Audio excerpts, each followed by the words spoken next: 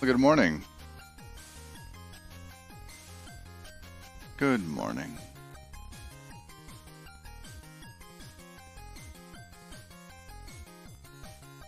Gonna make a little bit more progress today.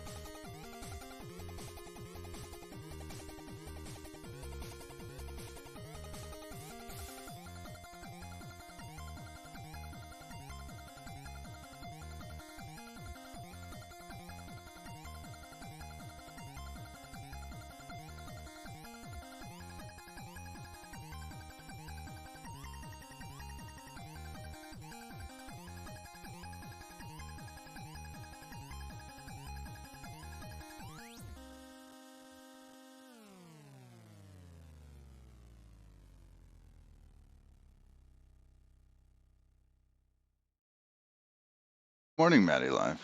How are you?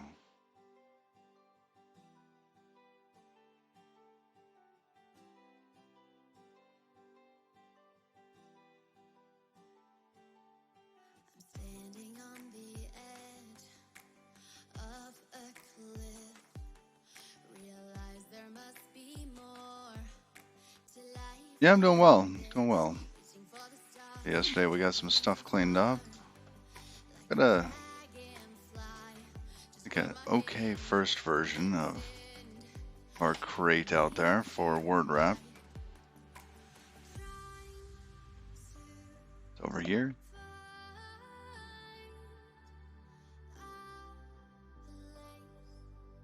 In this world, reaching for the stars, traveling so far, like a Ooh, 5 dragonfly. downloads.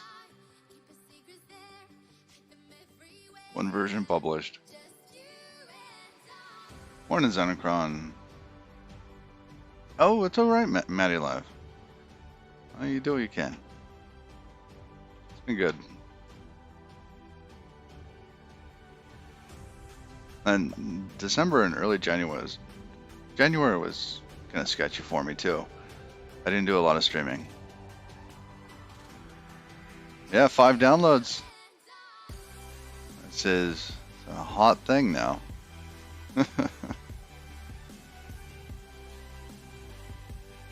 Oh, it's not playable yet. No.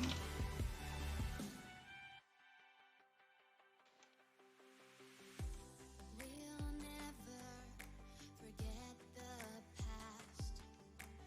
What counts is our brand new start. Um, Even if it hurts me or I get scared, Cargo add just CT come true type font we'll be free. word wrap. Try to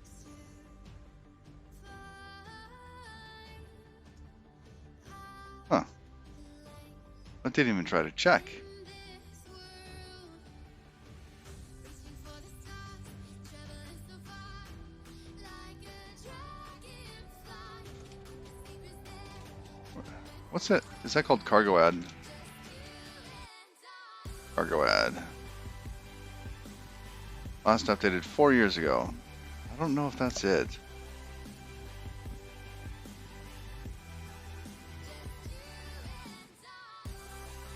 How do we fetch the repo?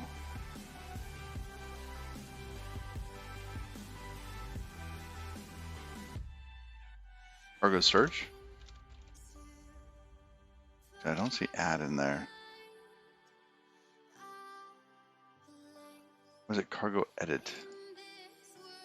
I'm using.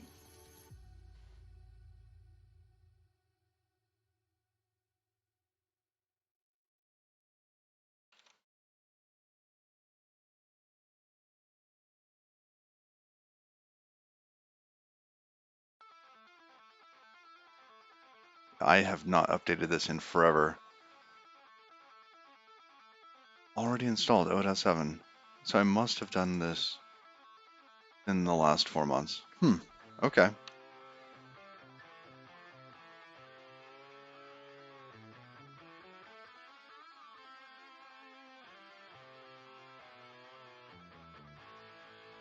Well, it's there. Cargo add, TTF, word wrap. Alright, you win. Fine. Maybe I typed it incorrectly or something. Whatever. Well, now we can use that instead of what we were using for our word wrap.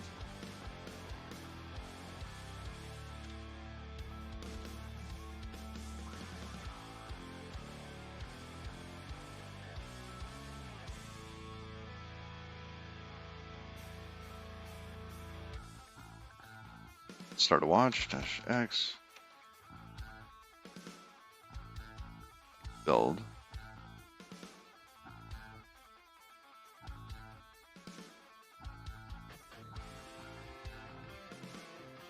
What was it saying?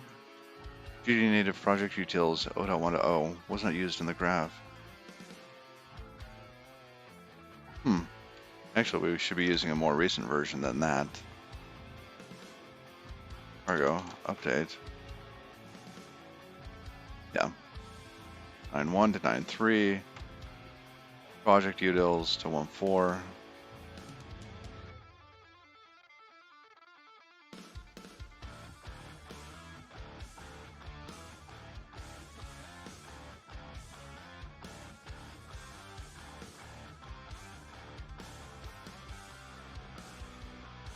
Okay, GD native project utils is there.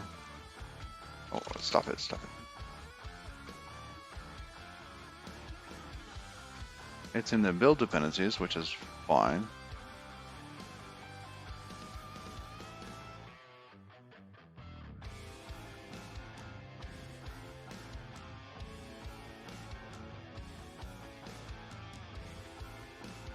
That all seems fine.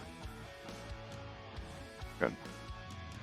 Just playing around with some dependencies, and then we'll swap out our previous attempt at word wrap with our new word wrap crate.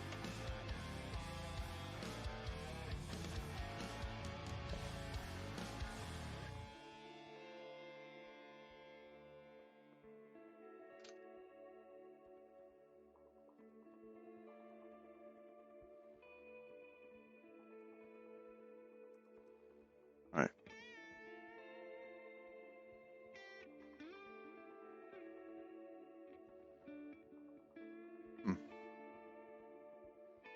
We ran cargo update and upgrade. Oh, the patch version. I forgot. Cargo.toml.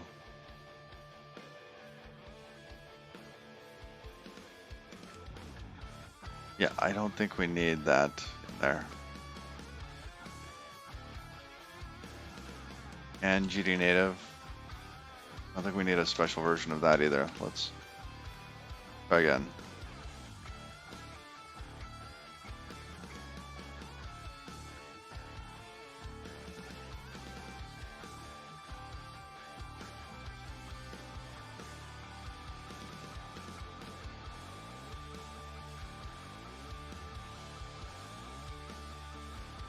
Okay. That's doing its thing. Close that file. Now, we had, where was it? We have this text control. And this text control has a couple things, right? It has a multi-line layout bit, some render state. What else? Inside of render state, still indexing that. It's got some glyph storage information for Godot and some other stuff.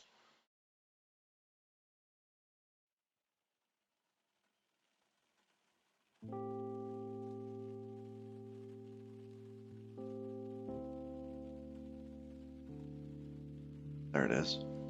So the glyphs, the meshes. So some stuff there.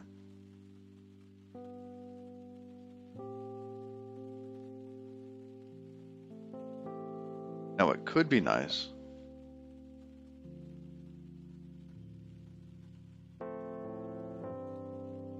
is if we make this font rendering kind of also another crate.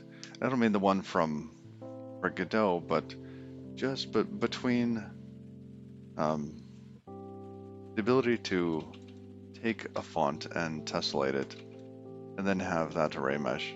I don't know. Maybe it's just so common. I don't know. Wasn't Leon related to Bevy? No, Leon is from Servo.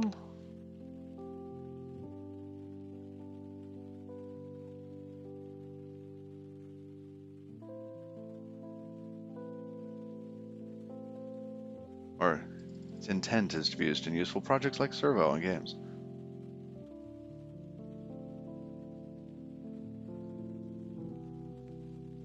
So yeah, it's just for tessellating things. It's really nice. I really like it. Alright, well let's at least swap out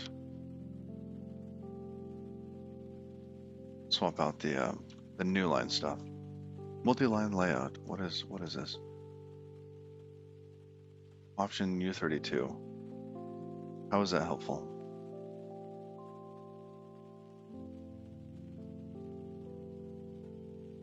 Alright, so we set our scale. Call render state, update, layout.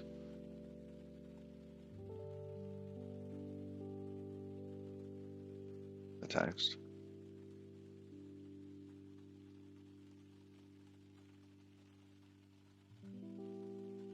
I get some of this. I do not understand the relationship between these two at the moment. Oh, multi-line layouts are word wrap bit.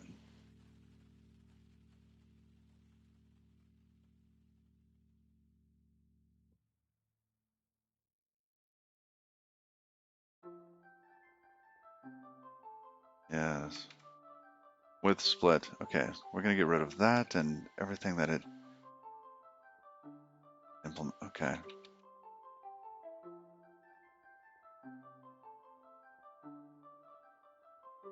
We still want things to be laid out. Want to move them and position them in space because we have to deal with Godot and the text at the same time. Okay, we're just going to delete some of this short words. Yeah, this we basically replace with that other crate. Ooh, deleting code, my favorite.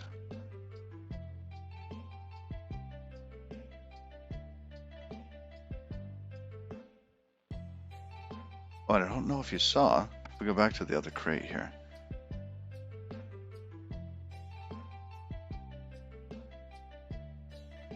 We go to the repo. Fixing the Zika. Morning, Zika. How you doing?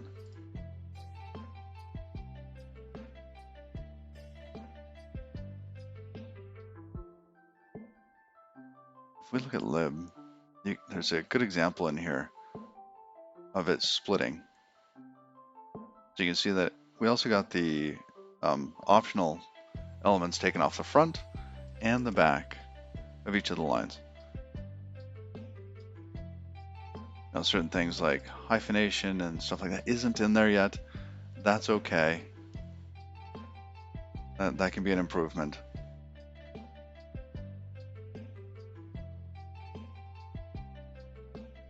But I think that this is a good first version. And it's got a stupid simple kind of API, which I'm happy for.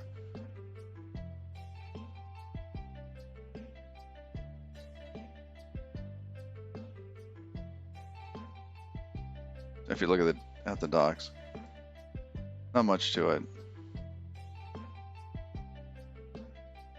Morning, Maddie Live. How are you?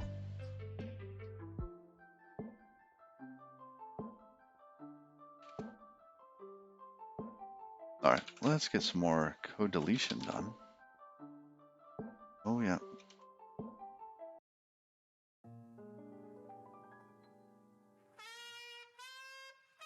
We're not doing that yet.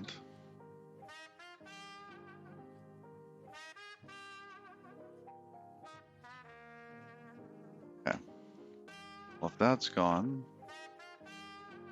what else can go? Okay, this is just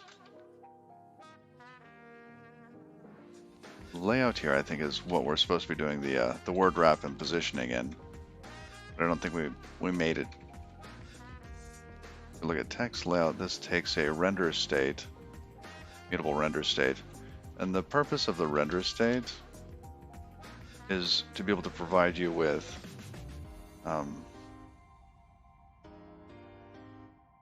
information that you need for these pieces. How far does this glyph advance, etc.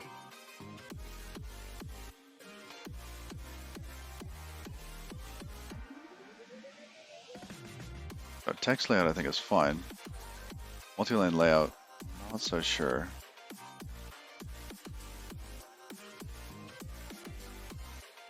So this is asking for the width of some text. Gonna get rid of that. With split, this is what the other crate is.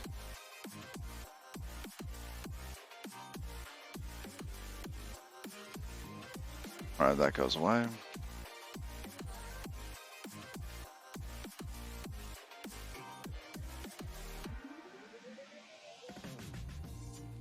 Text to lines. This is that crate. So we can get rid of this too.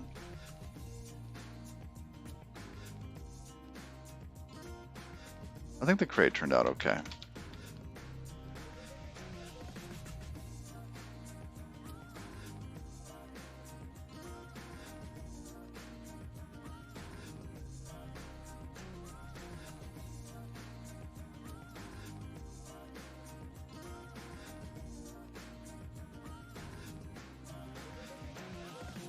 Good afternoon, Ashardal. How are you?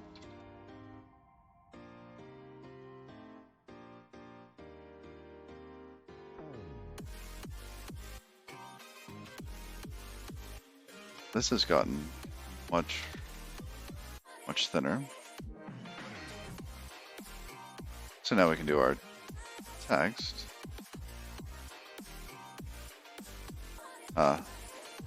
We need to do it this way. Because this does need the true-type font in order to produce lines. Either that or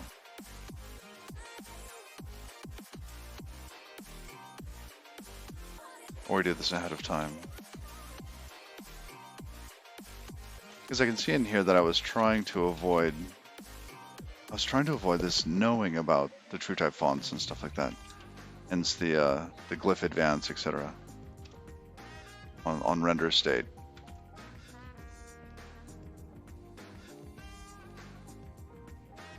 Maybe I was doing too much with that.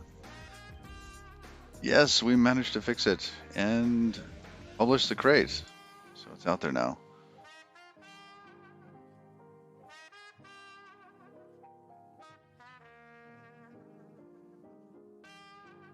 So if we look,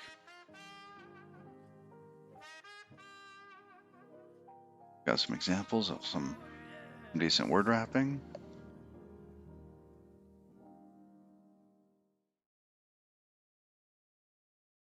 It's fairly straightforward. You load up the font, tell it to wrap, create this little this configuration type. You say, okay, max width is here, here's the font face, go. And that should work with basically any type. If we scroll all the way out to the right here, that can be passed into wrap. So you pass your little configuration option into wrap. It works.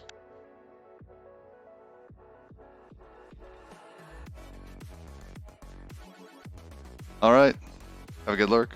I'm all for lurking.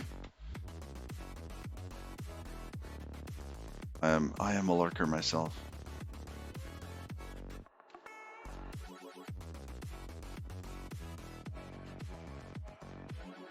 Now this render state is something that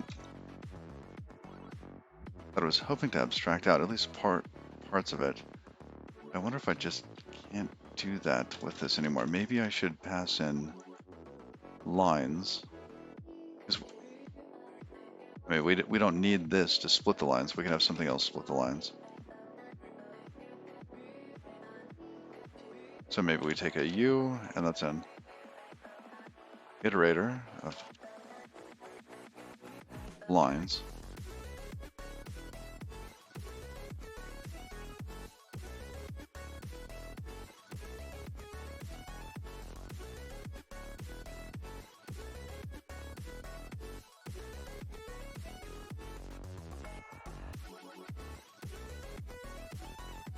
All right, then what did we have in here? We have the indexes for the glyphs. Oh, that's right, because we didn't want to look them up over and over and over again.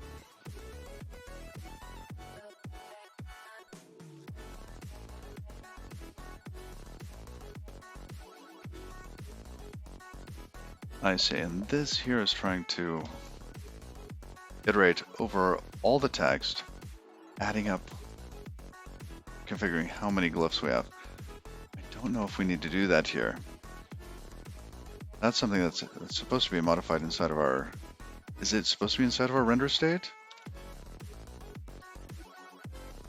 Alright, who implements this?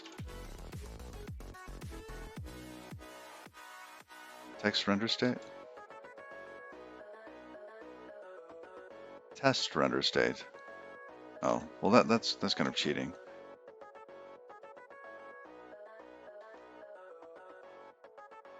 Who else? Text layout? Oh, Godot render state. Oh, it's the first one. I should have seen that. So Godot render state, hash map of the glyphs, mesh instances, character counts. Okay. How does it manage character counts? That's what that other code was dealing with. We can reset it to 0. Update char counts.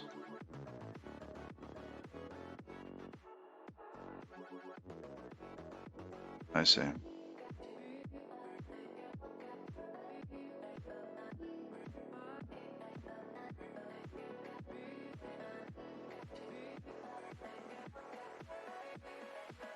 We're going to go back to text, our text control. It owns both of those, the render state and the multi-line layout.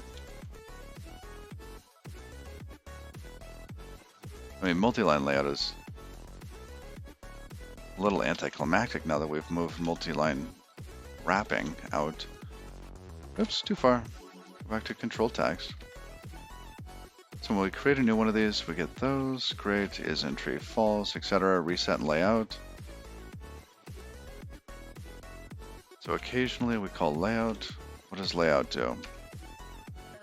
Sets a scale.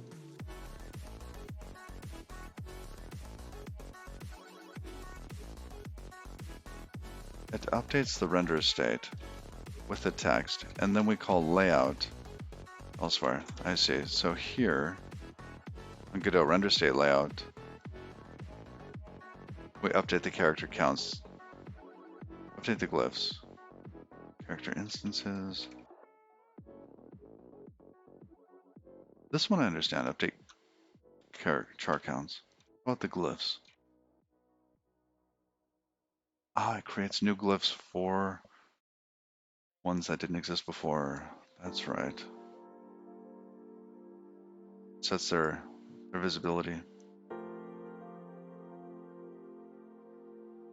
And also builds them if needed.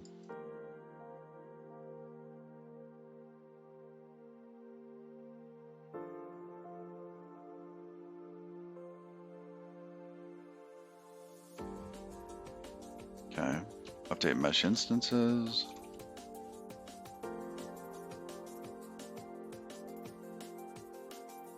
This is where we add or remove mesh instances based on the text. So if we have too many of the mesh instances, we need to reduce our number, or we might need to add some. Yeah, remove unused multi-mesh. Because mesh instances are multi-mesh instances. And if there is a multi-mesh that's not being used, we have to get rid of it too. Just, you know, I don't know. I want to clean up those resources. Okay.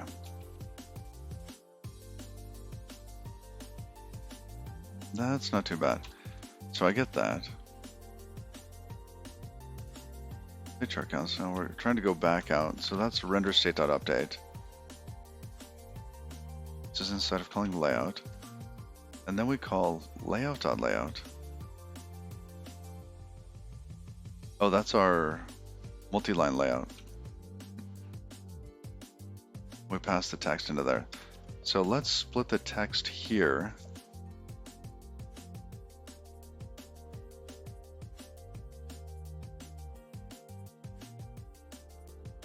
It's either that.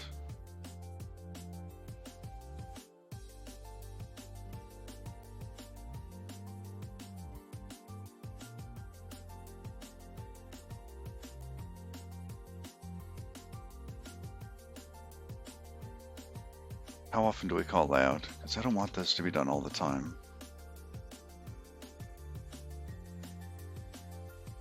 So after we set the text, when we reset in layout, fine.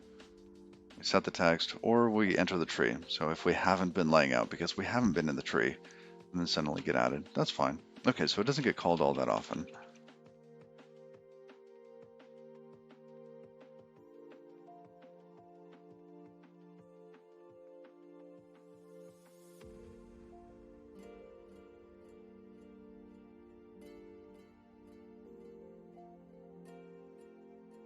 I'm going to need the font stuff for this.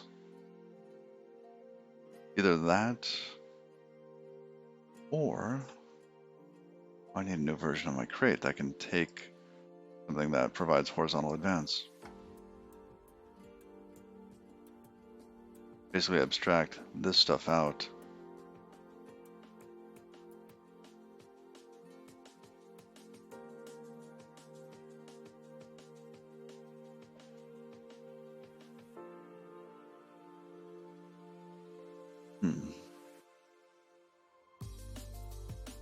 So what we're going to do is call text wrap.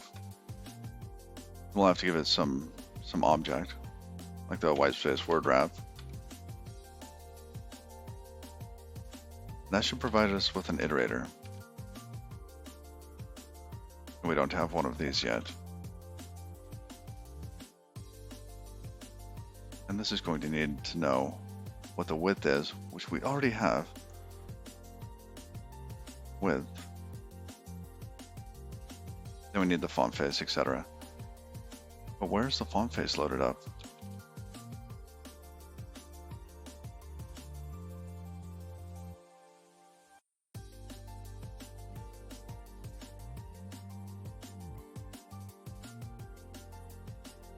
Oh, that's right. We have our static for that. Well, this might not be that bad then. Font face.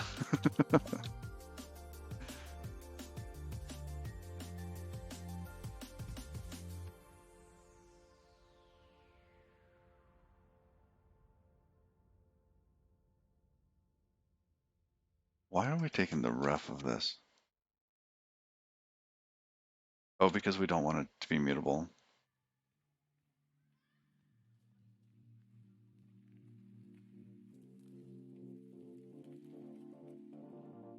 Didn't they add a new way of doing these bindings where you could actually specify some of them are copies and some aren't?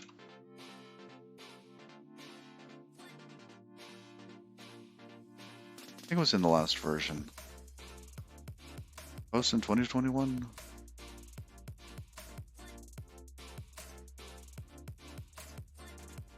Alright, blah blah blah tiers.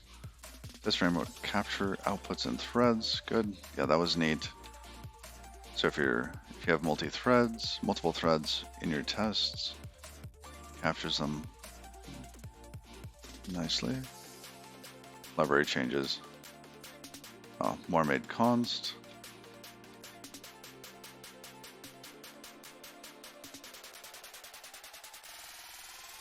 Other changes.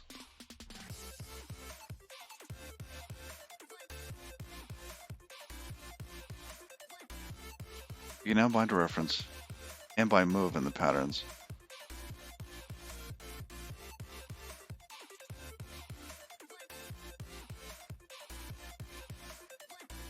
Name is moved out of person, but age is referenced. Okay. Yeah, we're using that.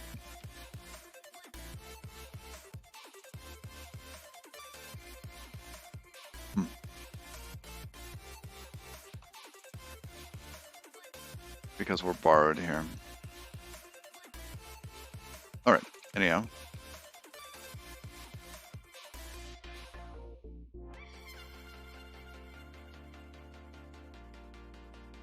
We actually need to... No method wrap found on mutable reference rustring. Oh, yes, we didn't implement this for string. A stir.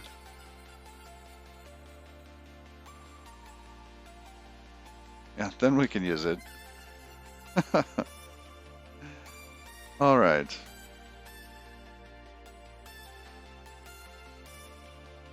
First bug.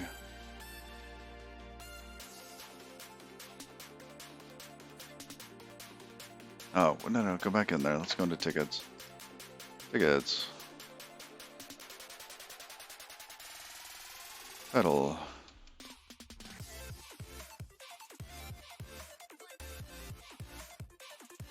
Add wrap for string. I mean, arguably, it should be something that's iterable and can produce chars.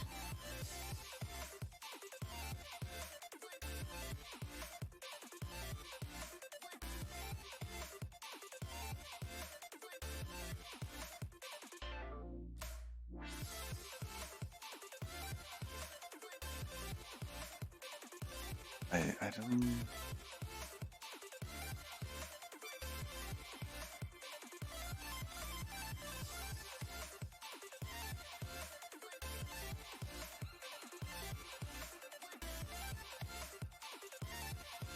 You can use markdown in this form too. Also consider...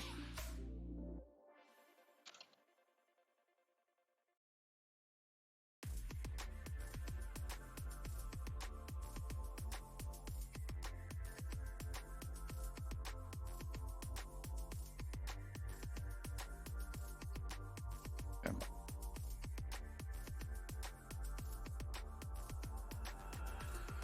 Now we should have lines. Great.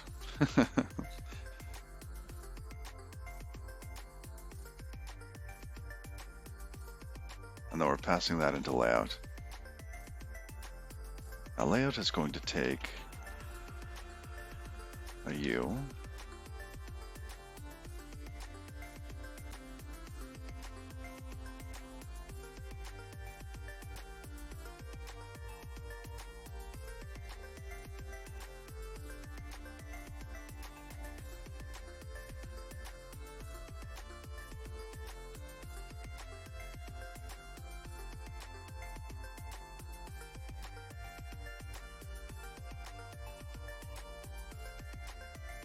Our item is equal to string. Right. Now at the very bottom here, this is slightly wrong.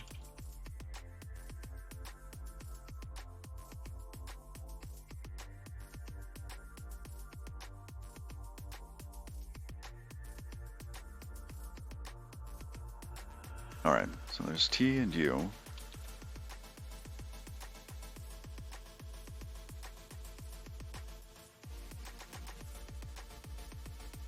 Well, that's interesting. Yes,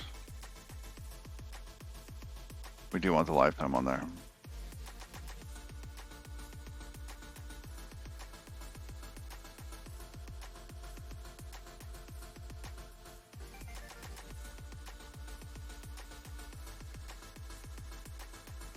Okay, that's updated. We do not need to update the glyph indexes. Now, that's handled elsewhere. It was already handled. At this point, we need to position each glyph using the render state.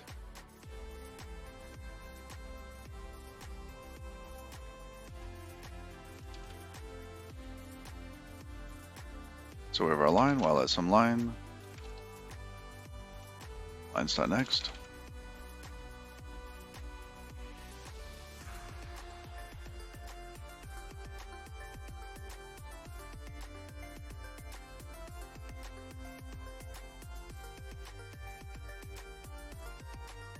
Offset is going to be, this is, the idea here is we're going to loop through the lines and then through the characters. When we get to the beginning of the line, we'll have our offset, and that will increment as we get the width of each glyph.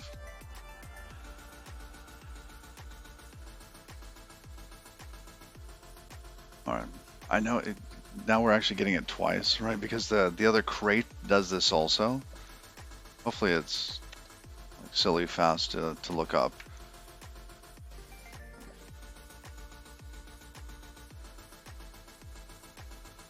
All right, so now we have our offset.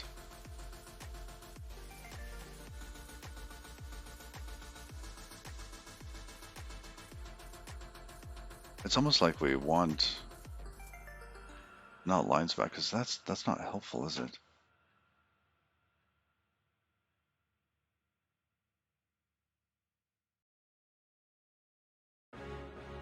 It's almost like it should be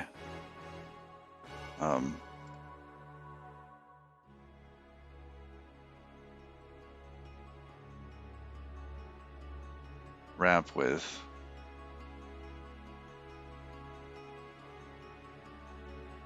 offset.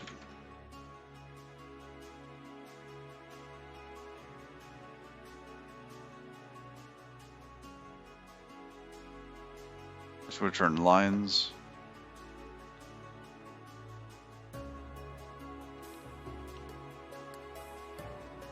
An iterator of an iterator?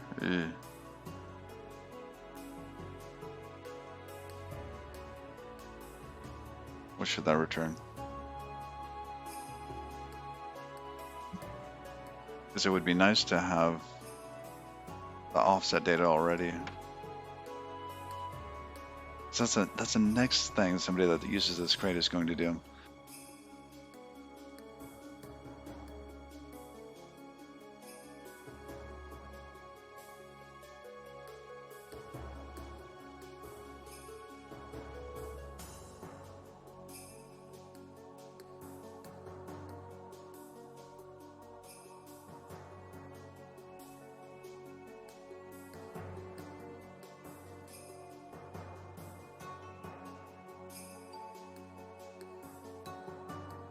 Yeah, it would be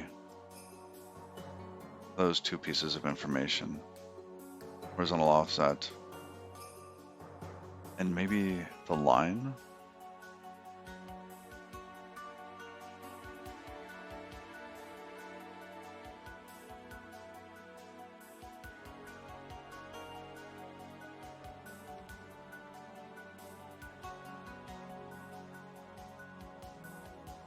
All right. Because if we could do that, then we don't have to calculate it again. We already know what the horizontal offset is.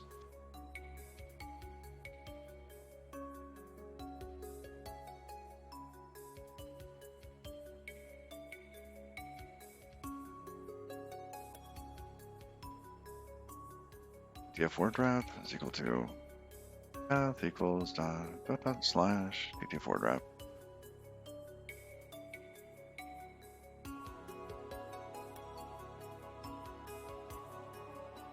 Okay.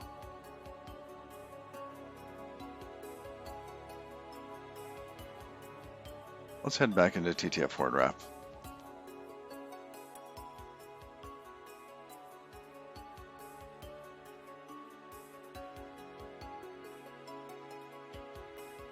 Was somebody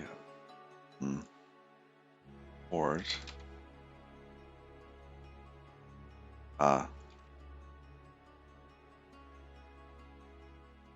there.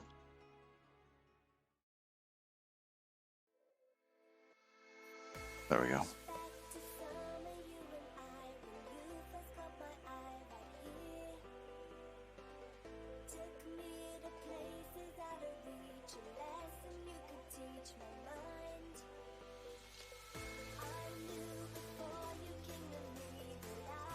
Now, I wanted to see something that I had been interested in is in the wrap crate. Where'd it go? Line token. I thought it was in word wrap. Ah, here it is. I basically had to give it 2 lifetimes here. One for the font data and one for the text. And the text has to live for as long as the font data. And that always seemed a little over the top, if you will. But it worked.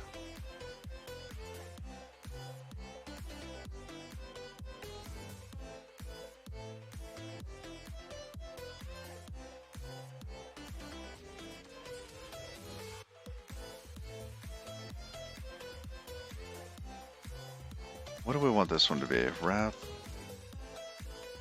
with position?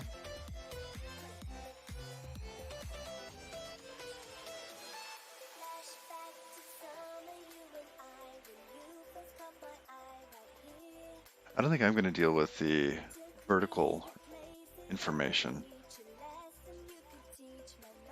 That's something that the calling app can deal with.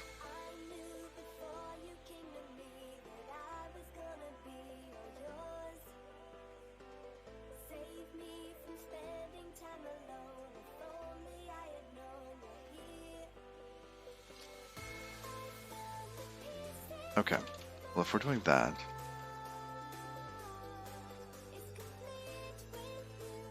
where T is a word wrap, what is a word wrap? It's an iterator and returns, yes, that works.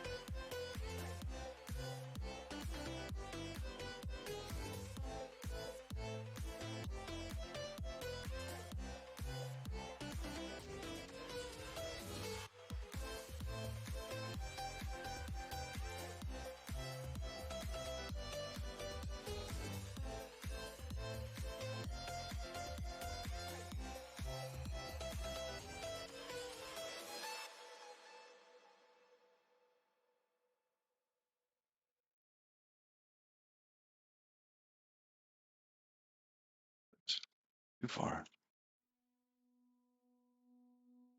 going to split this into 2 groups, I think. We have that new chunk. Let's keep them all together. There.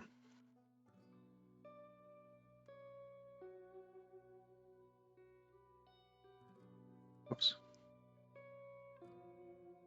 Not far enough.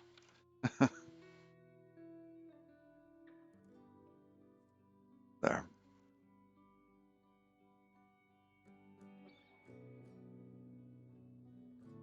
Ooh, what's the error? Conflicting implementation for wrap. Oh, did I copy that?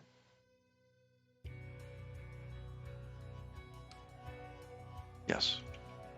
This should be a wrap with position. Takes a word wrap. Oh, no.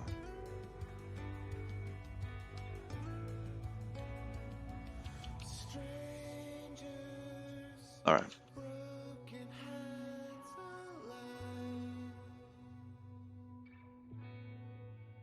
Now let's go see if we can make this work.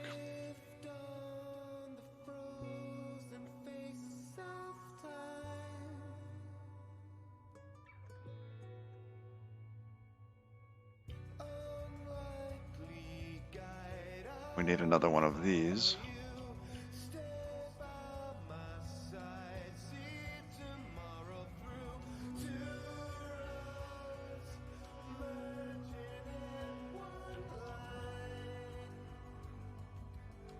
What would you give of yourself to stay steadfast? Could you shed all of the ethics of your past? What would you give of yourself to be The trait bound T, word wrap, yada yada. Ah.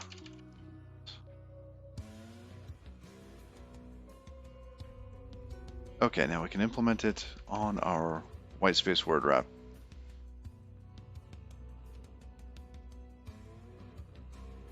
There's all of our tests.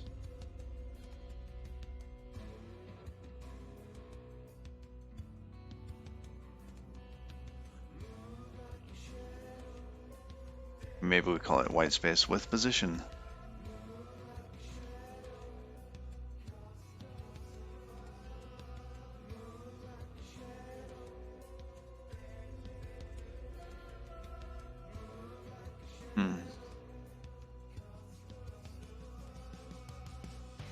So what do we have in here? We've got state. Yes, as we iterate through. So struct.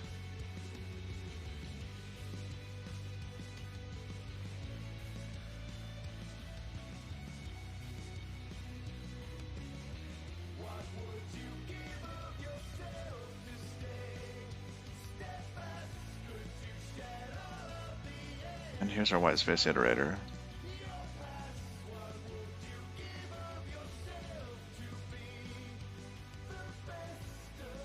Good morning, Brooke Zerker.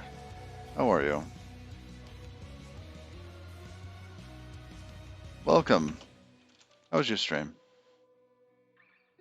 Presume you're running off to work.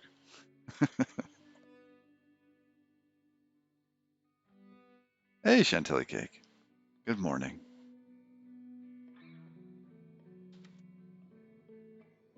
We're working a little bit more on whitespace word wrapping for TrueType fonts and variable width fonts.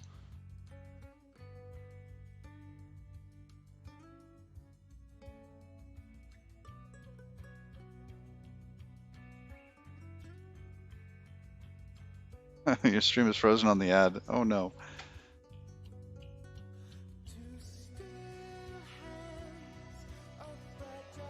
All right.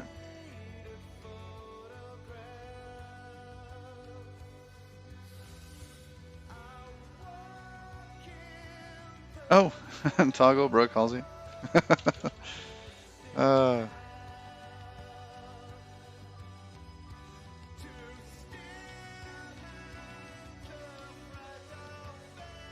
Hey, welcome. How was your stream?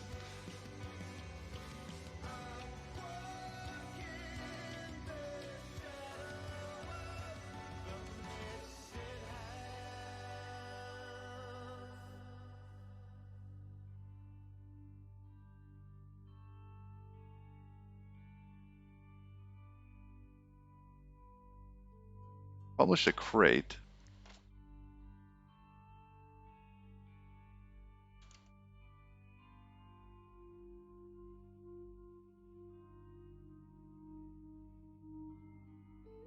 PDF word wrap.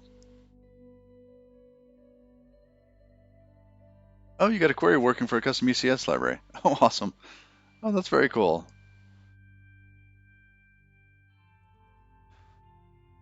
So yesterday we got this updated. It's a word wrapping for variable width fonts. And if we look at the example in the repo, let's say sources, yes, that.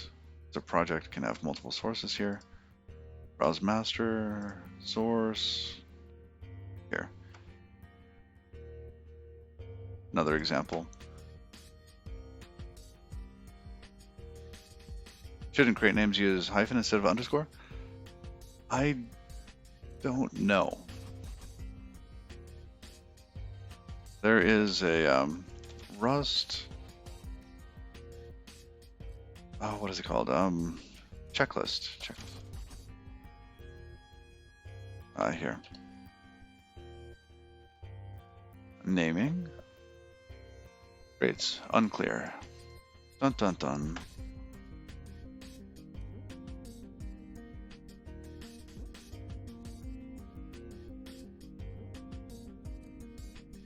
Current guideline says snake case, but prefer a single word.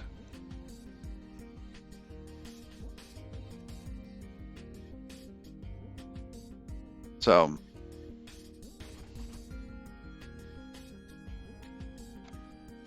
the jury is still out on crate naming.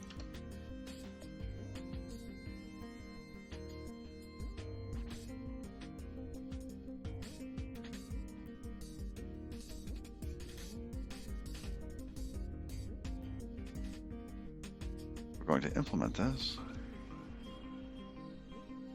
Uh-oh. Too far. Add that N back. And technically this needs word wrap with position. I'll just delete a bunch of this stuff. Blah, blah, blah. Okay. Now this is returning the wrong type, but it's a good starting place. Our iterator is not going to be a line iterator. We're going to return a position iterator that will have the character and then something called position. We found that if you have Gmail shortcuts enabled, it defaults to J for next and K is the previous. Use both, tt_word -wrap. Oh, shame on you, Zenercon. Shame on you. That is awful.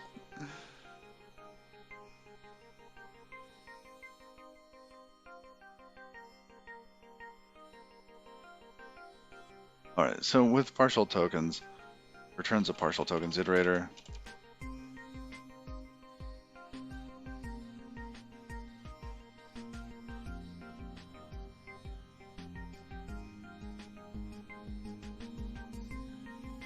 And in this case, our token has enough of what we need, I think.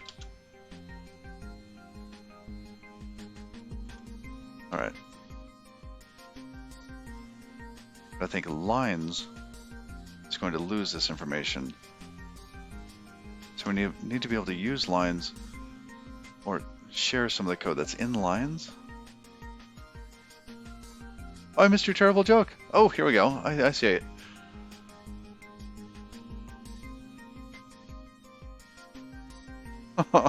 Some may say Rust is a crabby language, but I think it's great. Wah wah. That's pretty good.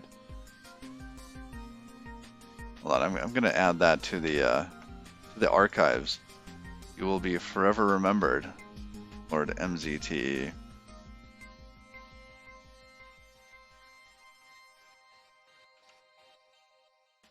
Can I not paste? Paste. There we go.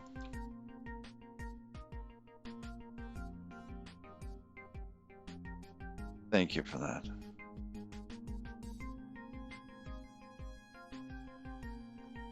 All right, Brooke. Have a good day. Happy Wednesday. Today is Wednesday, right?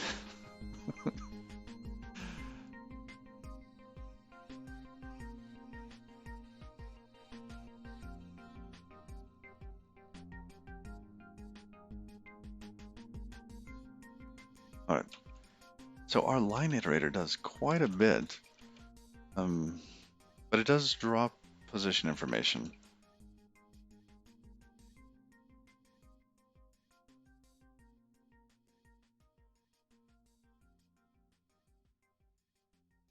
I'm wondering if lines should really be a layer on top of the position information or not.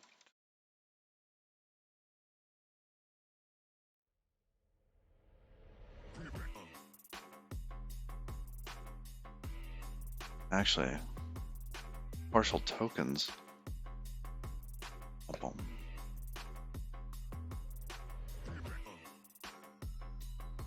Even the partial tokens iterator doesn't. It loses the glyph width.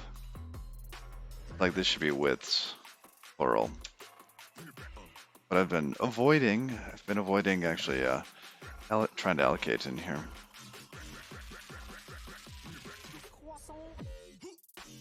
A croissant?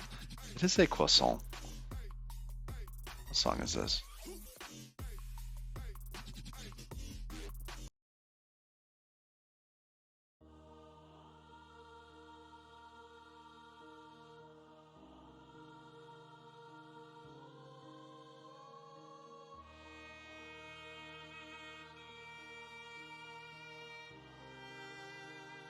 All right.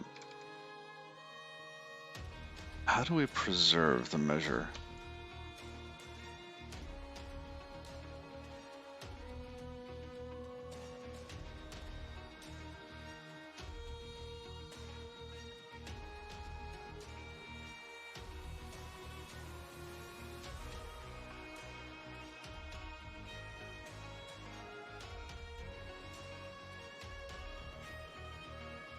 Highlight.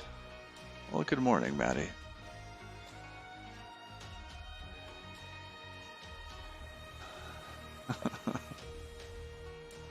Ah.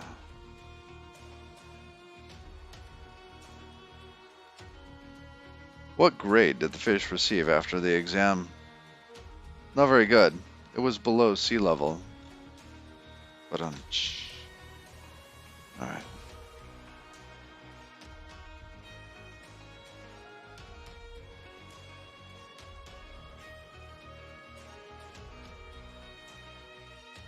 We could include widths here.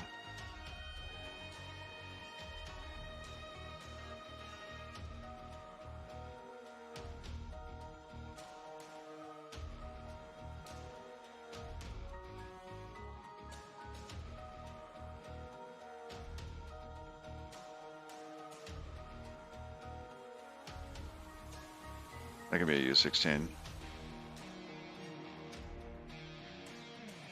Because if we did that, then we would have each one. But sadly, funnily off font. No, we're back into it. We were off font for just a little while until we discovered that we needed changes in font. Because I didn't want to measure the glyphs again. So I'm thinking, well, let me just provide the glyph information for each one.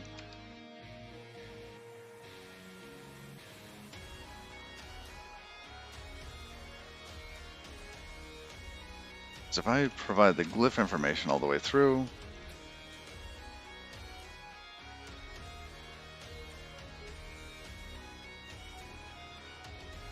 the width of each char, not the widths.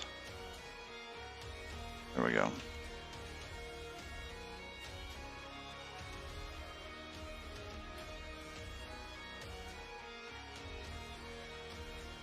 All right.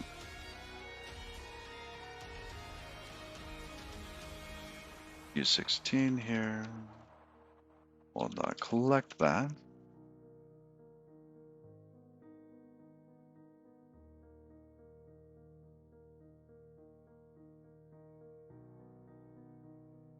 Oh, yes. Okay. Well, these are 16s. Width is going to be widths.iter.sum. Just add it all up. That is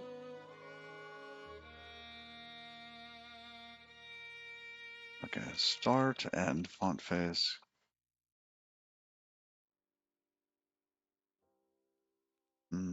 Something like that.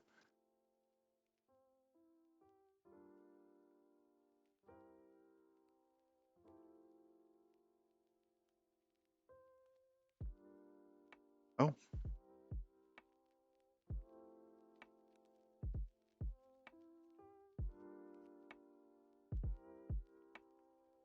We'll have to map that. Can we do a U32 from, use a UCFS syntax to do the conversion?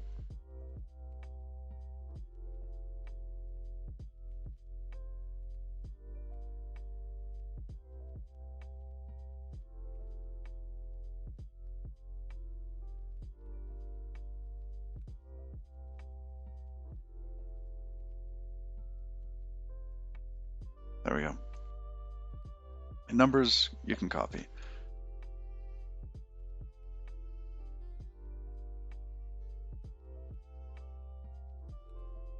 Okay.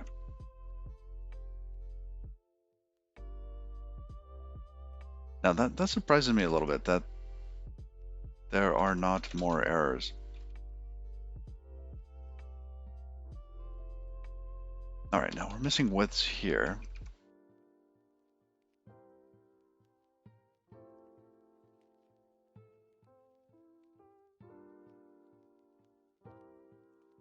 Total width. That's mutable widths. Oh, we could allocate it with capacity if we had a guess.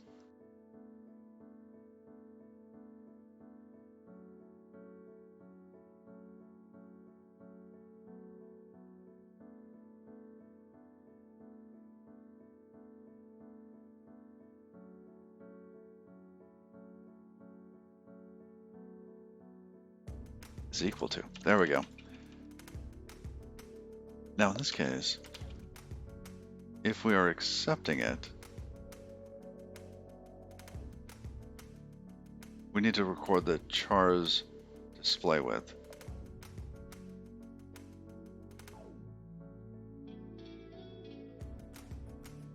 I mean, it's either that or we keep the char around.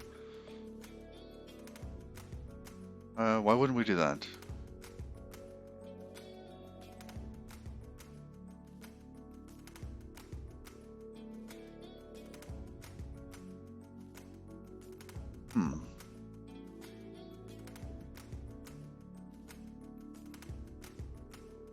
It would have too much information.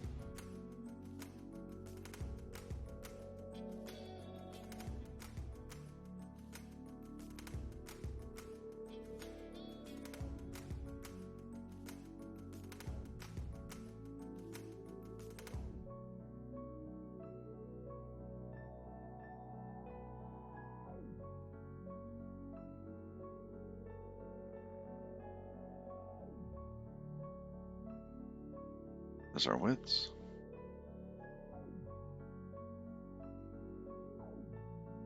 Okay. So now each token has that. And as long as you can see that through partial token. Yeah, partial token returns token, that's fine. Ooh, but how does token split?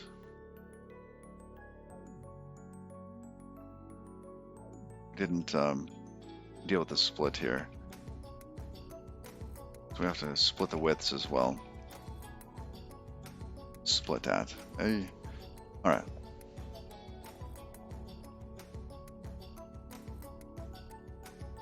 There's some corner cases dealing with up there.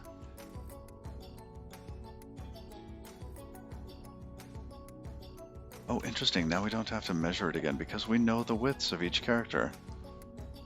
Lovely. With char width.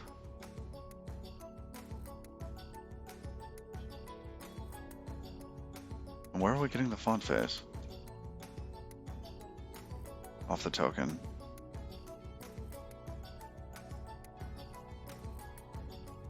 Where else is this used? Is that the one space that it's used?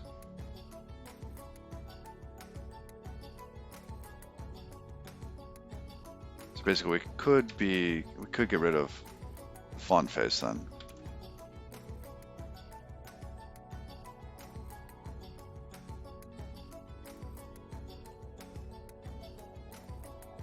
Okay, let's go through them.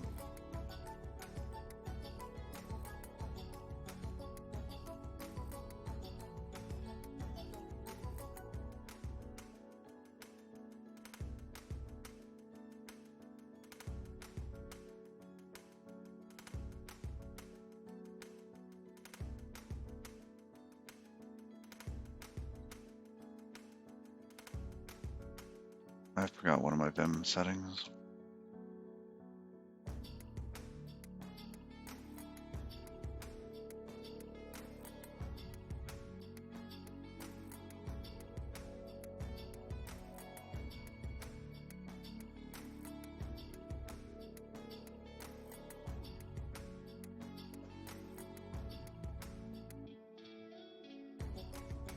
Symbol renaming, yada yada.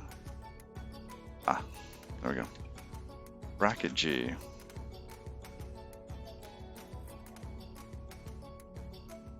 Okay.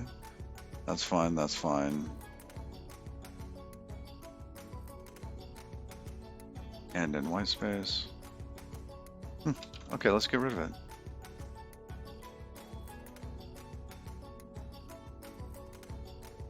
Bye-bye. No such field, thank you.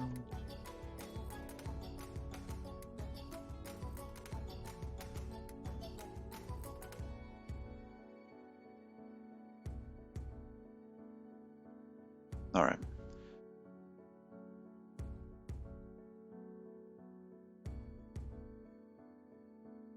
So we could either, we're not going to call width char widths here. This would have given us the character widths, which would give us the display width for each character, and then we would add those up and split this intelligently. Split this token, right? So think of a token as a word, but we don't have enough space on the line for this word, so we need to split it.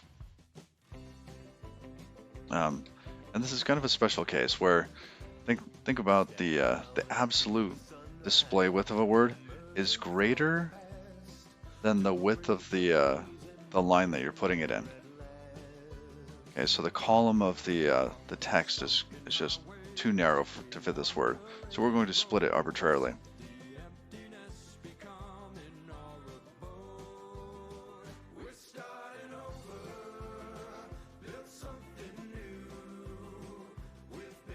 So what are we doing here? We are looking at the character width. Do we need the text? We need the length of the text. So we need the chars. We need the chars and the width. All right. While let sum, we should be able to string these together. So if we look at this token, we've got the text here. So we'll get the chars off of that and zip that with the widths, because these should be 1-to-1. We should have as many chars in text here as we have widths in this vector. Uh-oh. Let me set a marker here so we can get back to it easily. Well, that's some char and how about display width? This is going to equal self.x.chars dot zip zoip. And zip that with another one. This will be self dot widths. Self.widths dot iter.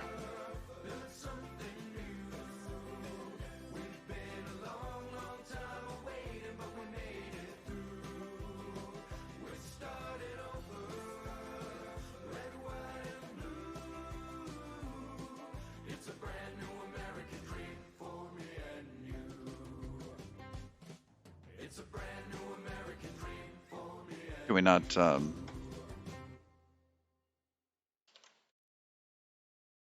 I have to save this out to a local and then call next on it.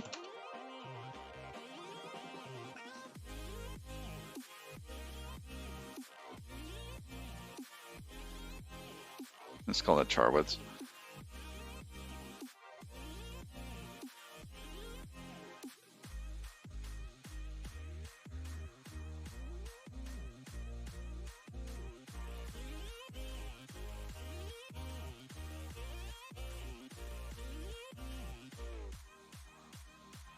All right.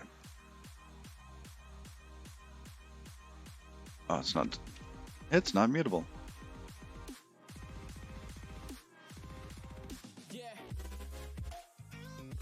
Okay.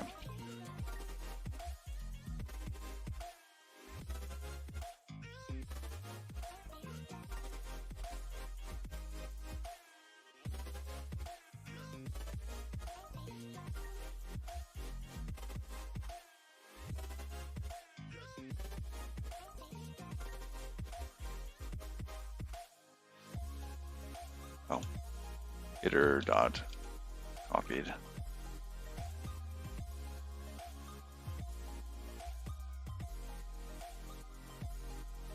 Mismatch types. Expected U32. Found U16.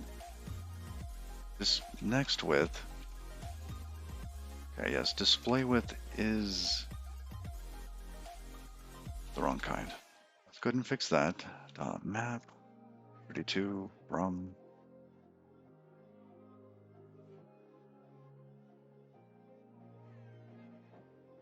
Now we just need the character here.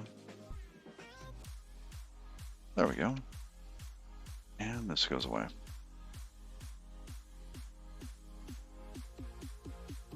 Unused variable, font phase.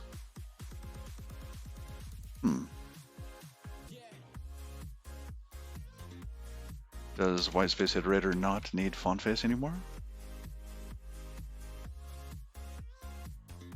Or is it?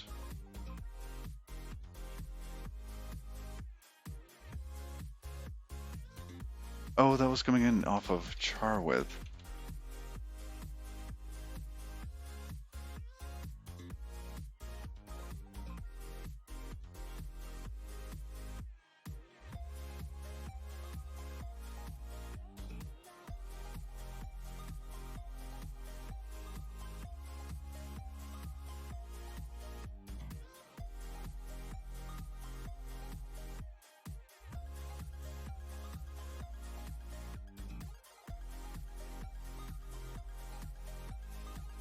Which this isn't needed any longer. Let's stash this, stage it, get its status.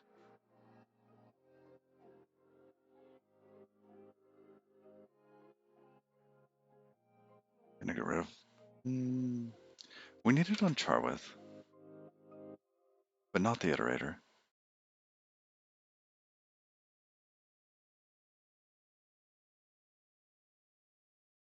That's incorrect. We do need it on the iterator, but not the char width. I said it backwards.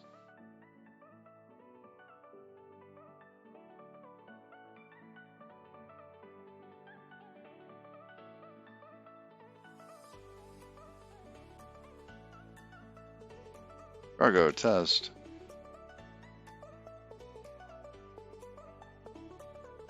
Failed. No. Alright, so we had 3 failures. 4 failures.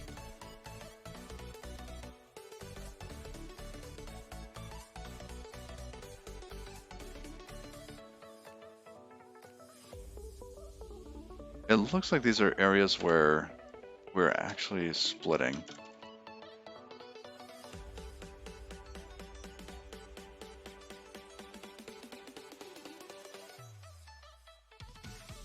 Yeah, partials failed.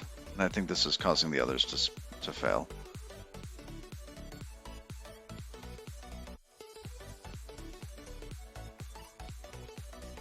That one fails, good. So here, line 99. We should have had enough space for both of those, but we didn't.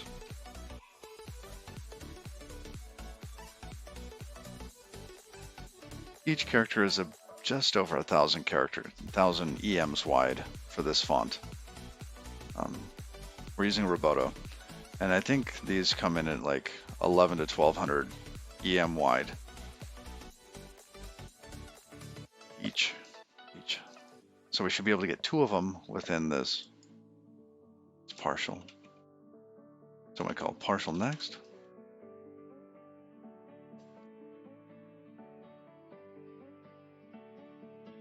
Yeah, it's coming into the split at. Do I not have tests for split at? I do. Why did this fail? Why didn't this fail? Or did it?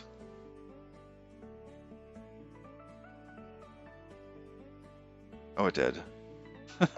Okay, yeah, these will be easier. So which ones? Oops. Test file /n. Oh, we didn't scroll up. Yeah, full width is okay. Split even and too narrow failed. Okay, let's go to too narrow. So in this case, we're saying We have 100 EMs. Give us something. And there should be nothing that can fit in there. Not in this font. Unless, of course, we have a 0 width or something horribly thin.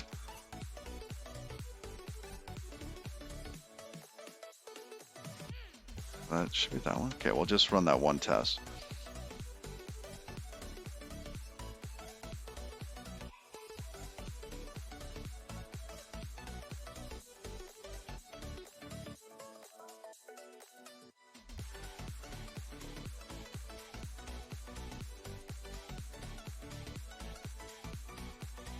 So what's happening? What was the output again? Oh, is none. It should be none, but it's actually providing too much.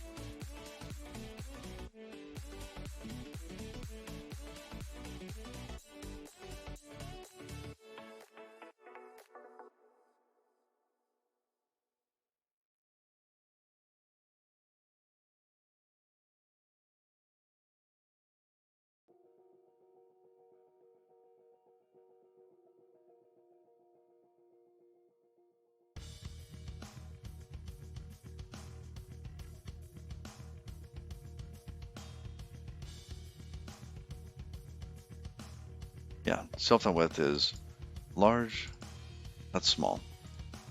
Okay, that's good. Char widths.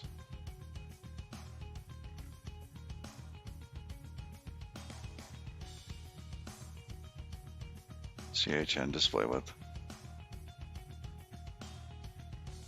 Oh, we have two display widths.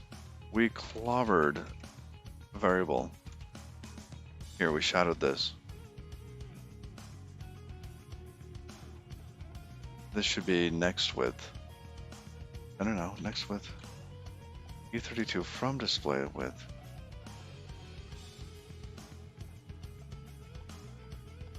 Because if this next width is greater than display width,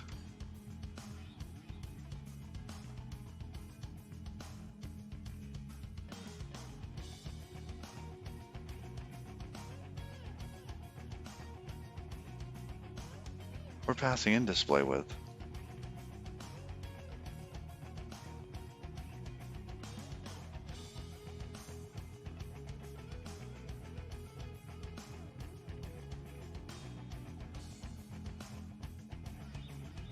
This should be, I don't know, like CH display width.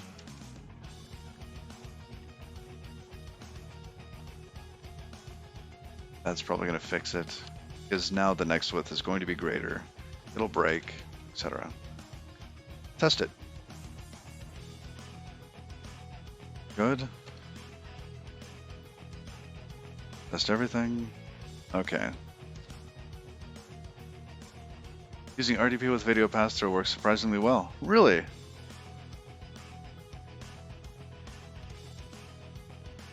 That is surprising.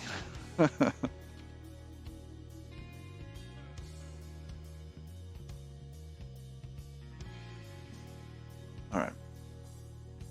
Viva la unit tests.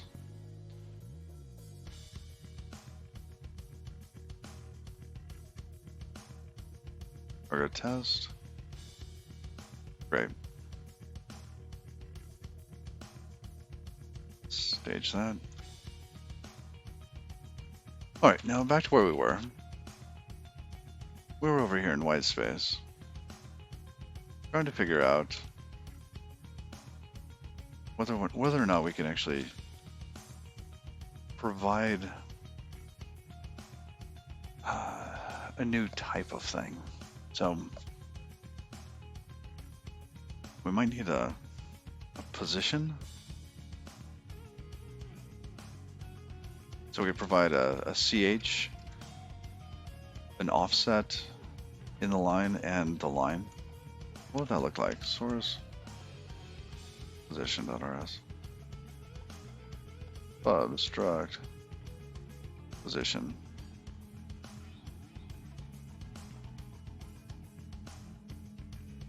U32. Line offset.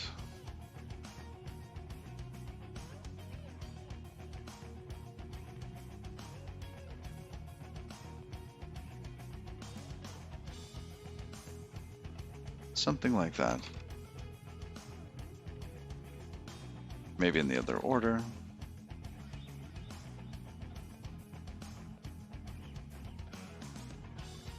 And then we could just return an iterator of these things.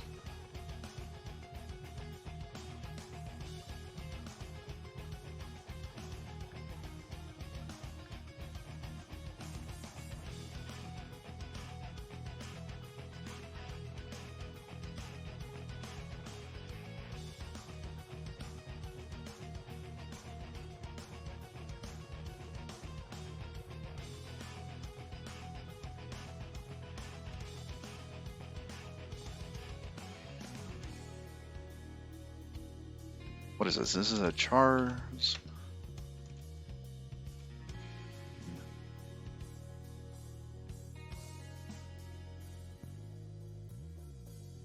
Lines of text.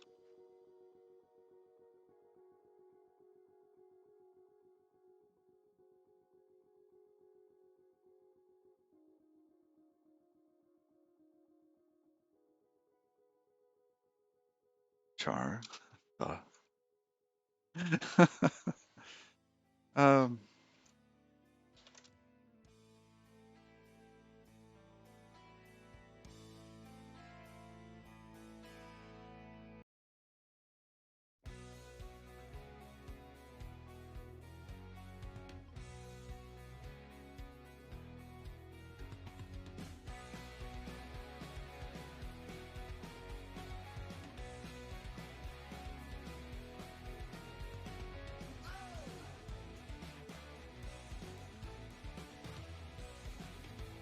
the display offset.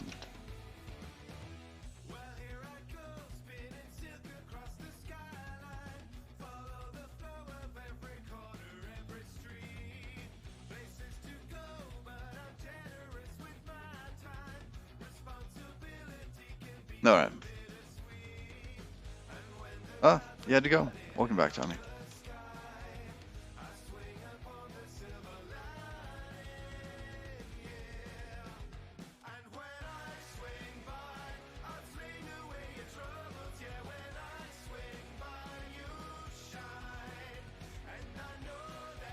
And it works like a charm. Wonderful.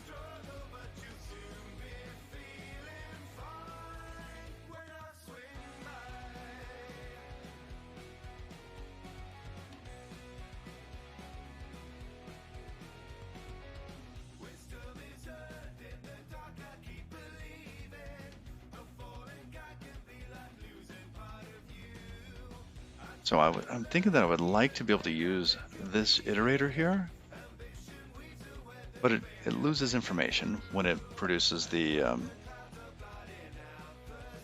well, maybe not. Let's see. What does it produce? It produces tokens. That's a white space iterator. I wanted to look at the line iterator. This one.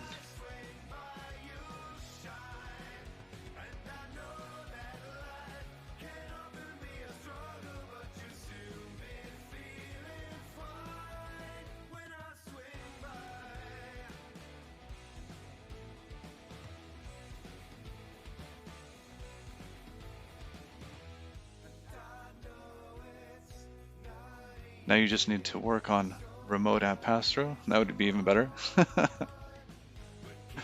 That's funny.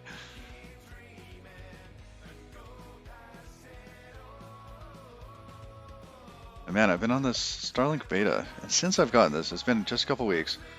The drops have gotten better. It's not dropping nearly as often. Can't wait to learn. I wonder if it'll be like this on the. I wonder if it'll be like this on the next launch. Like if each launch will make it slowly better and better.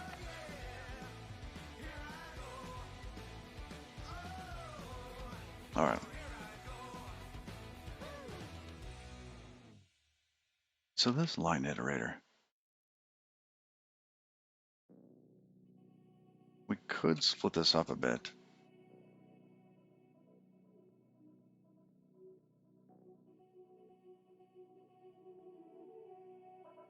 Have like a line breaker. something else. Basically, I want to extract a portion of this. I want to return tokens as long as they're on the same line, and then return something else. So kind of an iterator over ethers.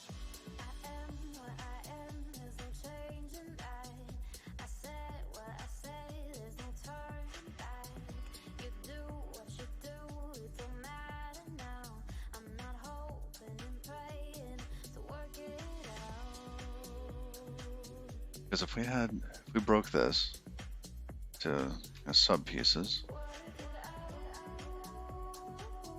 start token lot. Okay, I think we could do this.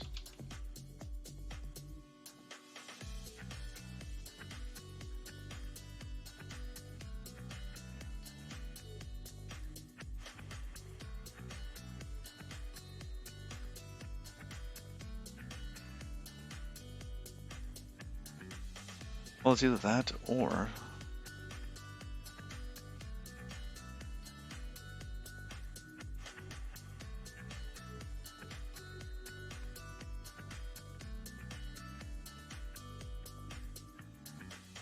see, I want to untangle some of this so that the skipping of an optional token at the beginning is done. Same thing with the end. And these are things that if it was abstracted out just one more level between this item stir and the partial tokens that come in.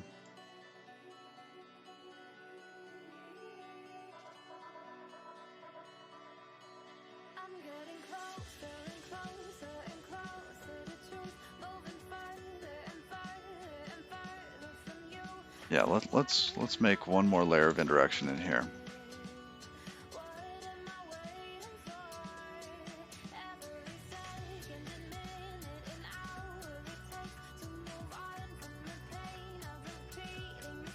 Maybe we'll call it like a line wrapper iterator or something. Line breaker. I like line breaker.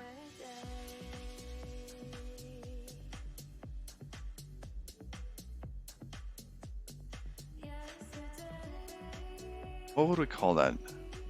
So it would return an enum with either a new line or a token.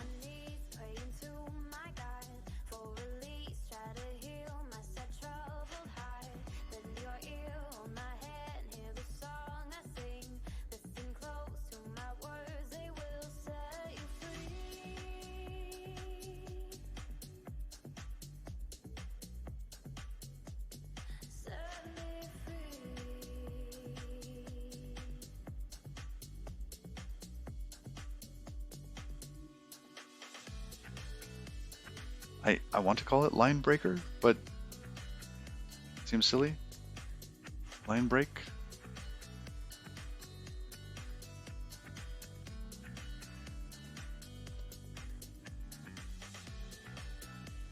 Enum.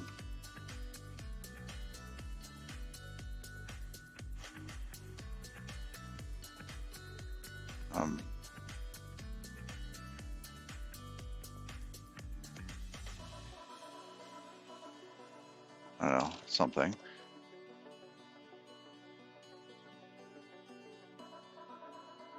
Then we'll either have a new line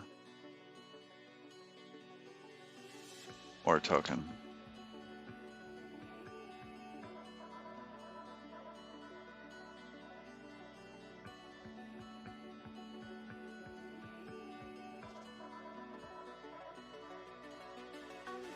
Hey, Hexblit.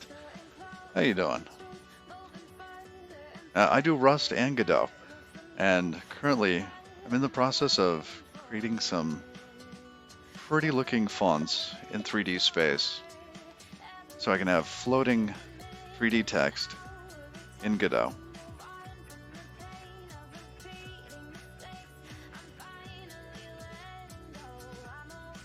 This seems like we'll have to fix its name, of course, but live. Add line break. Bounce around a little bit here. Mod line break. There we go.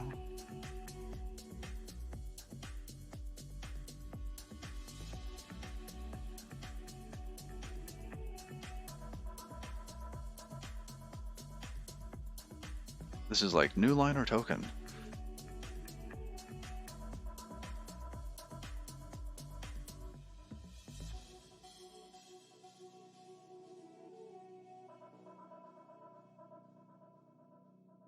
Let's say, I'm glad you're doing well. Happy Wednesday. How long have I been doing Rust and Godot? Oh, a while now. Maybe over a year?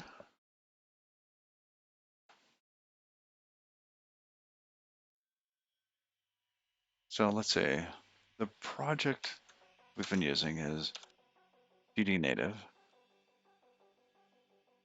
and that's here. Now, so we've contributed to GD Native a wee bit. I mean, Toast Eater is like the champion in here. We do help out. It's basically Rust bindings for Godot. But I wanted to look at the kind of insights on this. It's how long have we... it's not going to show us, is it?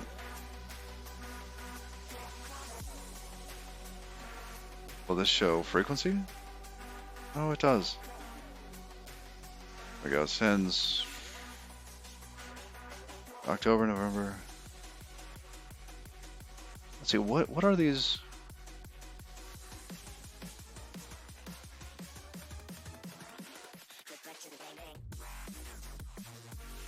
A little while. Half a year or so on this. I don't know, it feels like longer on that.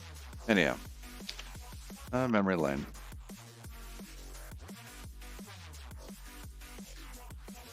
I don't have a good name for this.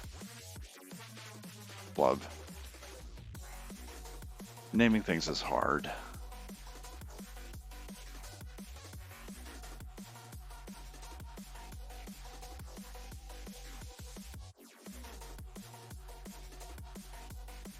Line count? Because what we're going to return is either a new line or the token.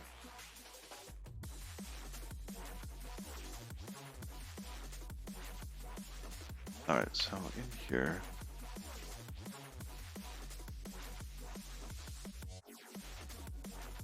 Side line, this is the other file. Our tests. Yes, we want to be able to create an iterator.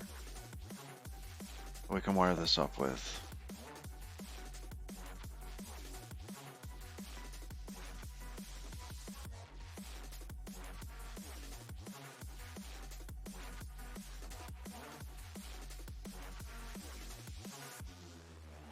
It's going to be very similar to this. I'm just going to take this. Because truly, we're just stripping it out a little. I'll leave some parts of it. Oops. Line break.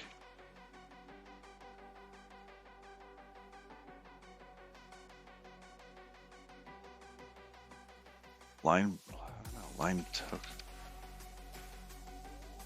separator.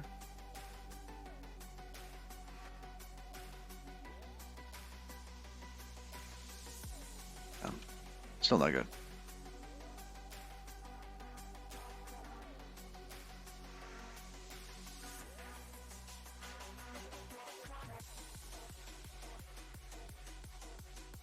The stream was off by a little.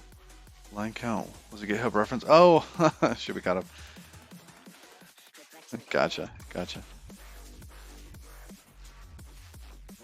All right, let's rename this. So line iterator here.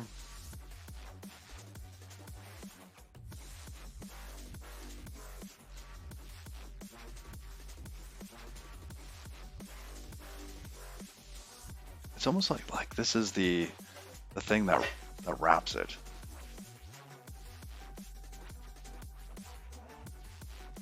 Line wrap iterator. Token wrap.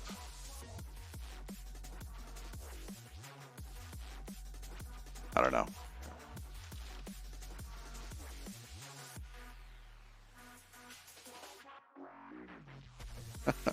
That's so bad. So bad. Okay. Oh yeah, so we need the lifetimes on these, so we'll toss those on there. That's fine.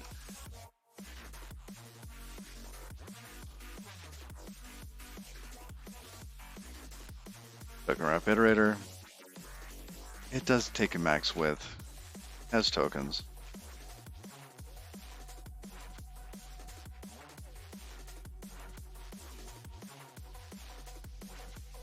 There we go. Construct token? Well, the tokens are already built. We just need to, we're abstracting out a little bit of logic that will either provide you with a notice on when to wrap. Actually, hold on. Token has this information in it, doesn't it? Has token kind. Ah, okay, and token kind has new line. Okay, this is going to be a little better.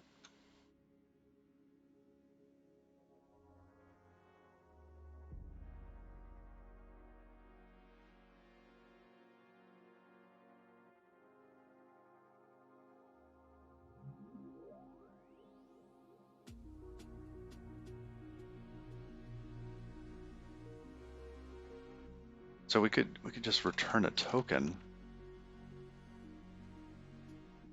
Okay, wow. Oh my goodness, what token? Because we could return the tokens that are new lines. And use that. Okay, that's not a bad idea.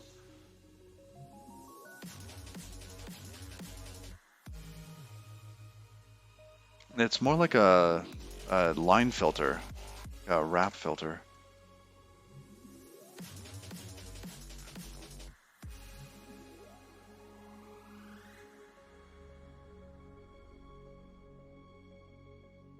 All right, let's keep going. The names will come to us. Or that, sure. Token wrap iterator, why not?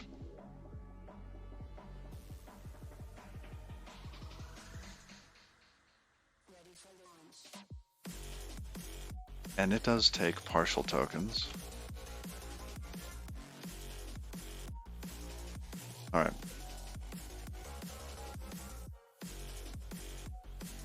Pull in some of these imports because we're going to use some of the same thing, which is going to get rid of the piece that is returning an item. We are going to return a token.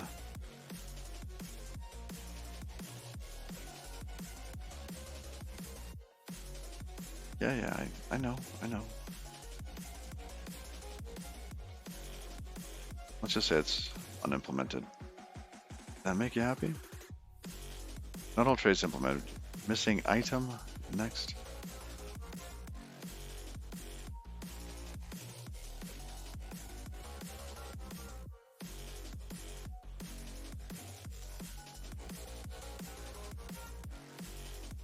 What? Oh, expected semicolon. Yes, thank you. There we go. Much happier now. So our iterator is going to be the thing that does our white space word wrapping. Oh, interesting. Well, it's... Oh, wait. I was saying white space, but our optional token wrapping. I'm trying not to think of this in terms of like sort of Romance languages or Romantic type text where you have words written like this instead of the what is it, single glyph words.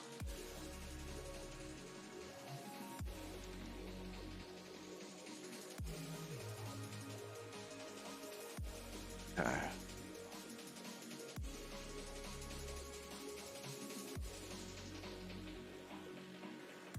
I think this will work.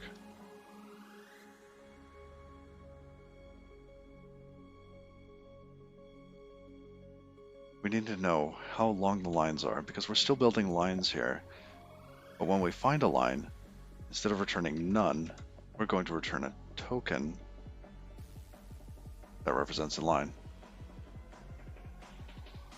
Alright, take care, Hexploit. Happy Wednesday.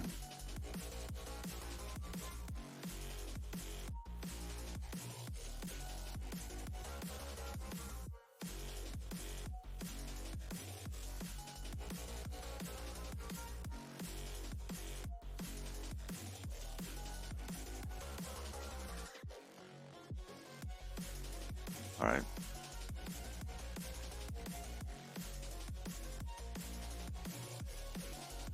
Width remaining. I think that makes sense.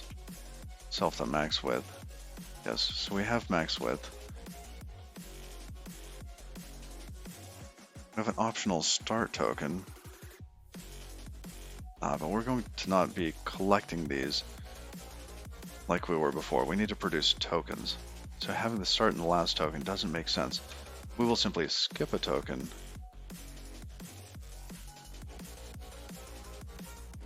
But we will need to remember state between lines.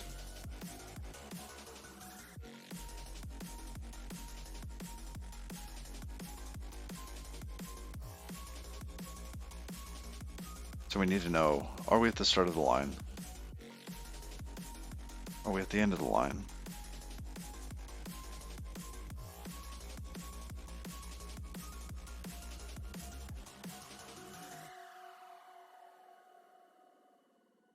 All right.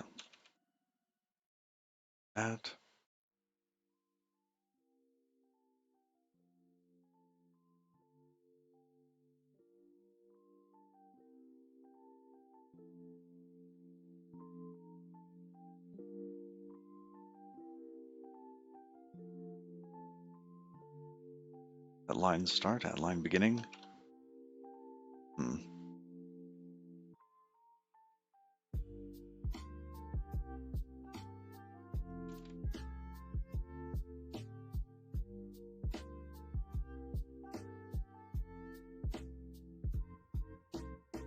Start and last token can go away. Next to last token. Ooh, do we need that? We'll see.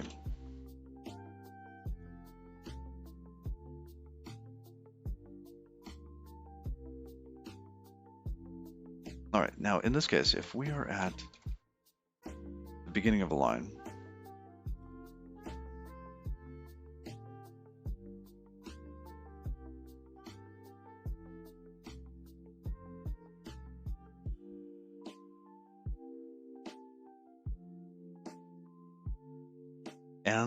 and the token is optional, we'll skip it. We won't return that. However,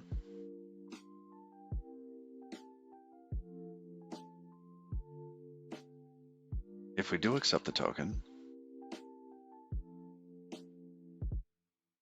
then we are no longer at the start of the line. So if that at line start equals false,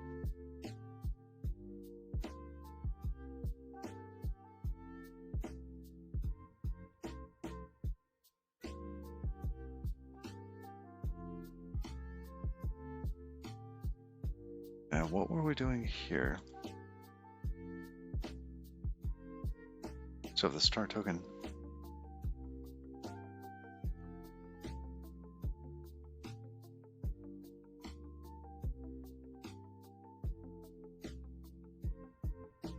Oh, interesting. So that the last token can be discarded later.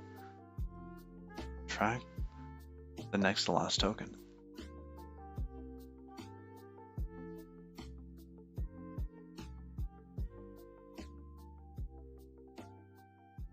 I think I have to implement a peak here.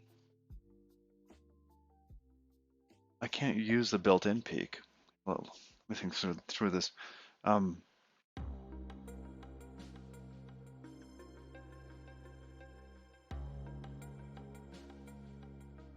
No. So if this token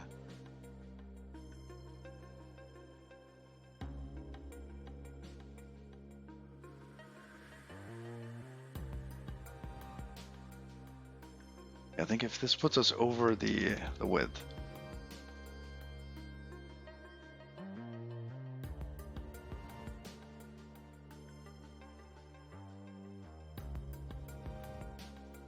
We need to record width remaining as well.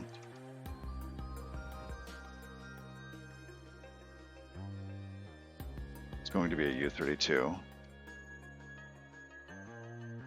Because of the way this is called, we can't have that like so. Width remaining has to be set up. The constructor of this.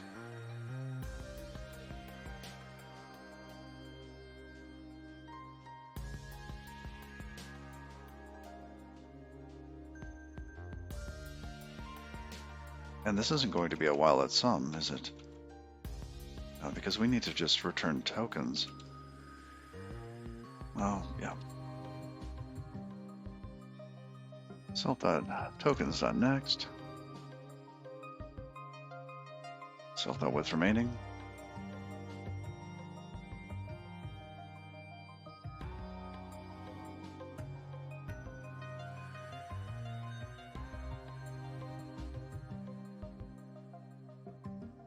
You know what? Because we might actually need to invoke this multiple times. If we have, let's say, a new line come through, we want to return the new line.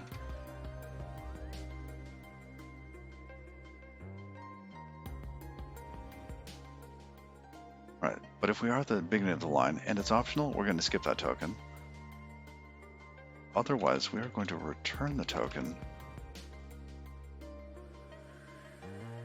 And what are the conditions where we want to return the token? Self.width remaining. Okay. We're no longer at the line start.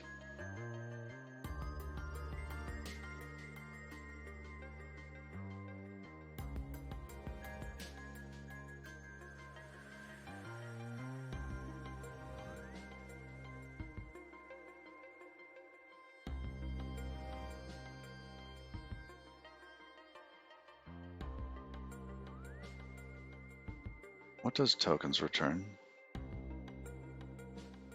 It's partial tokens.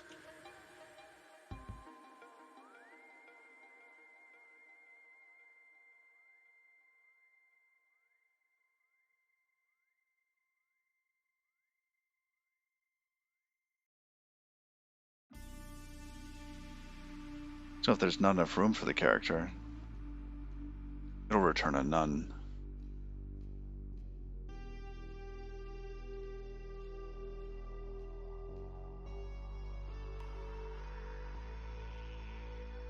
So for width remaining, there's nothing there, meaning that we couldn't get anything else into that line. And down here, we need to reset.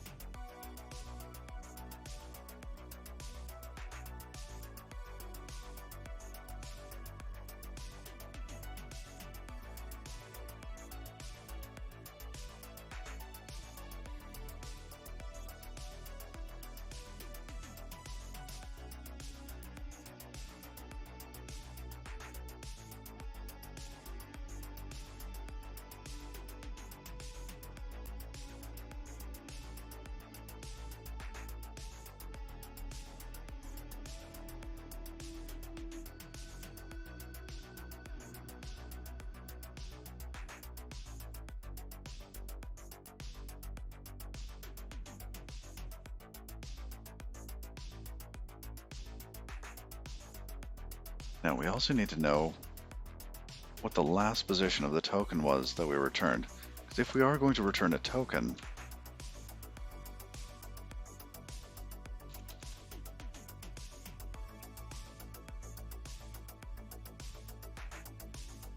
we've got to provide a lot of stuff here. We should probably keep track of the last token that we've returned. Because we'll need the text kind we'll provide, that'll be new line. Start, end, width. Yeah, that'll be 0. Width is 0. Oh, yeah, we need the start and the end.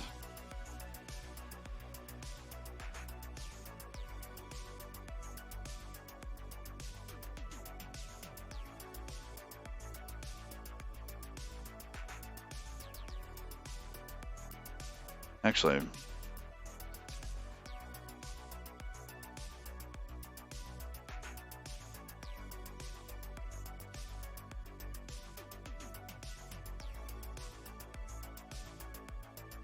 it'd be nice for that new line to actually represent something a little bit extra, but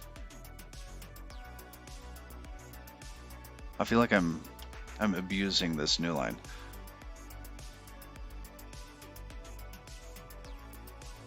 Is this really what I intend? I think I've got this token inside out. Token kind should have a token inside of it. This is the wrong way around. We should have a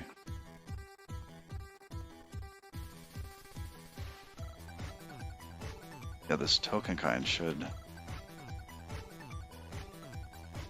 have a token inside of it. There.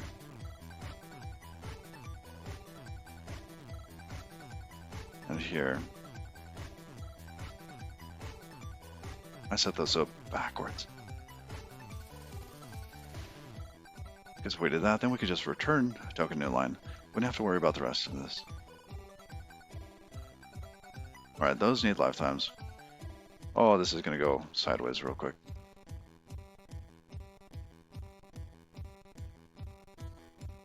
Yeah, if you find yourself with an enumeration inside of something that describes it, consider inverting that.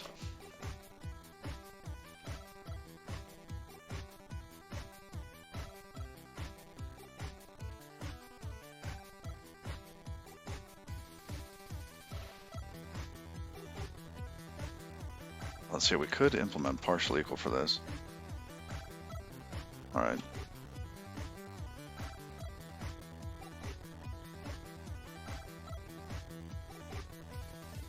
We need the lifetime and the lifetime.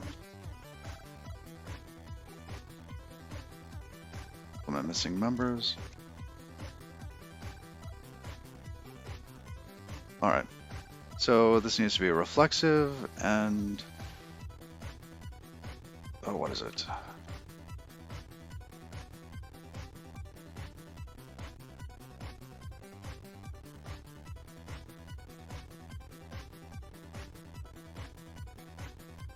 Oh, symmetric and transitive, not reflexive.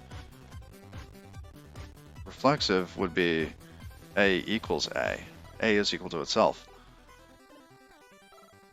But in this case, NA is not equal. Well, we might be able to implement equal for this. I mean, do we...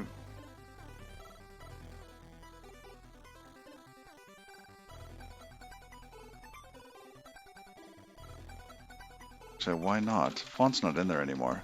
We could use the derive.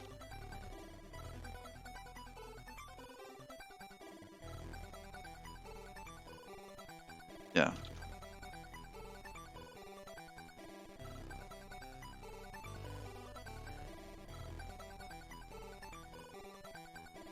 Wait, what?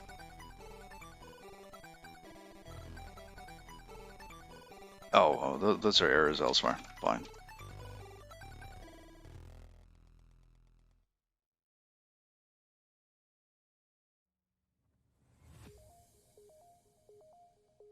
Yeah, now this doesn't work this way. Font face is not capped.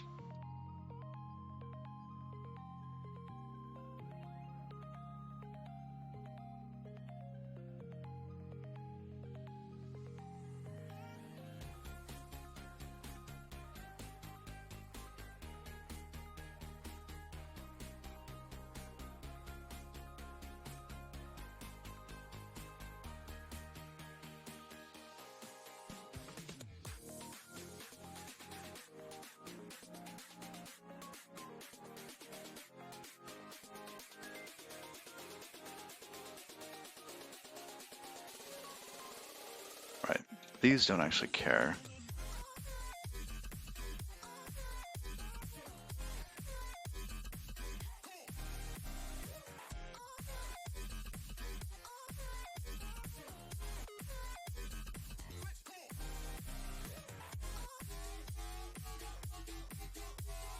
Okay.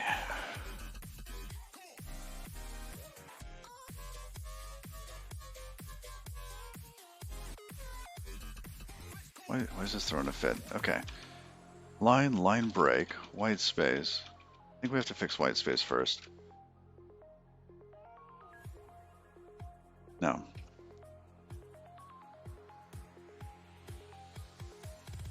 From token kind.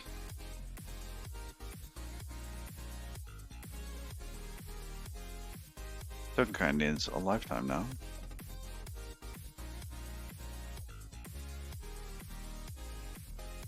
Oh. Ooh. That's not gonna work.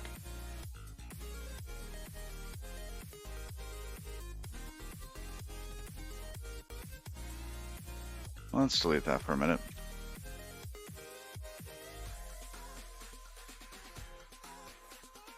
White space iterators, peekable, etc.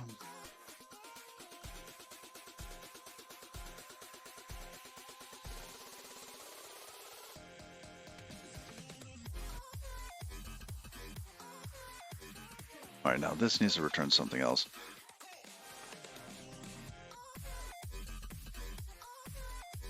So the state here defines what the kind was, but we actually need the token in order to create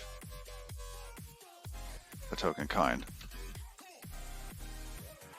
Extract into a variable.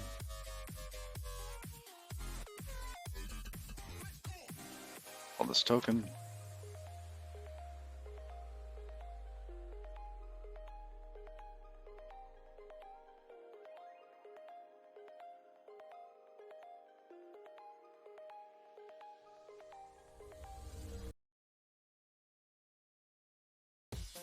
Let's just match on state for a minute.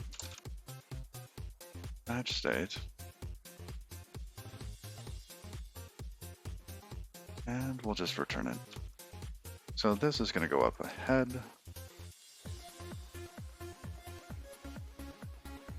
Kind isn't in there anymore, that's fine. Build a match arms, why not? Okay, so if we have a new line, we are just going to return token kind new line. That's it, nothing else. This white space, this is going to be optional. Token kind optional with the token inside of it and other. This is required in this case with token. Okay, we can get rid of that. We have our match at the end. The return type's wrong, which we understand.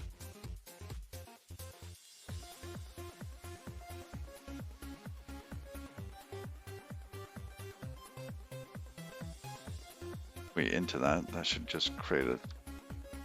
Come on.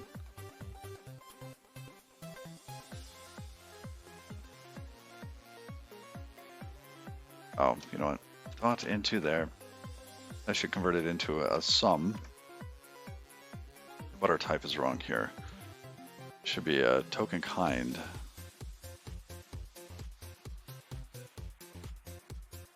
But it feels like these things are backwards. I think I'm going to rename them afterwards. Okay.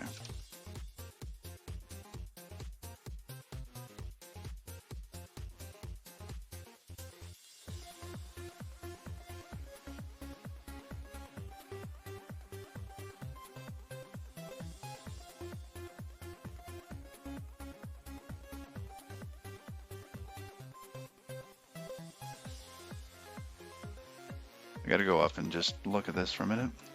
State, okay. Char width. Here the iterators take that, return a white space iterator, that's fine. This looks okay.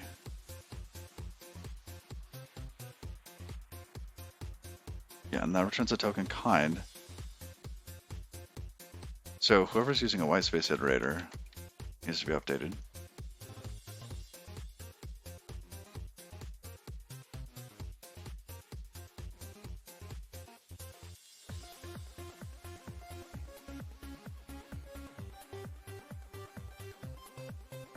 Alright, so where's with partial tokens?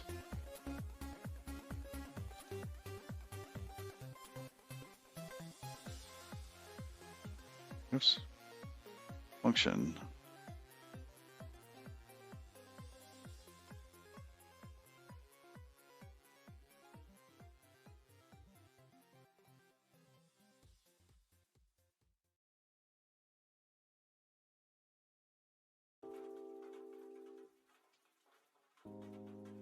Okay, that's going to bubble down.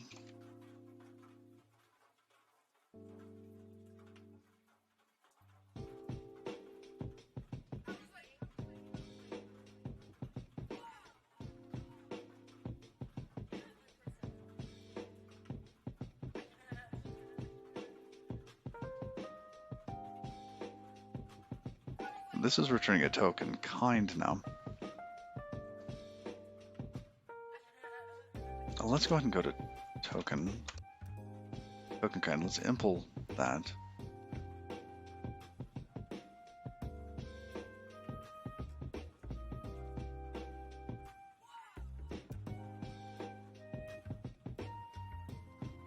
Function token self returns an optional token into token. We'll take itself and convert it into an optional token.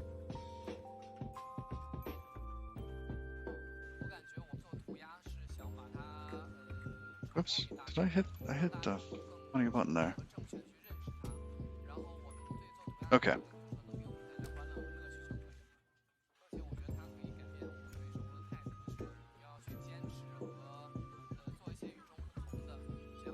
Full match arms. There we go.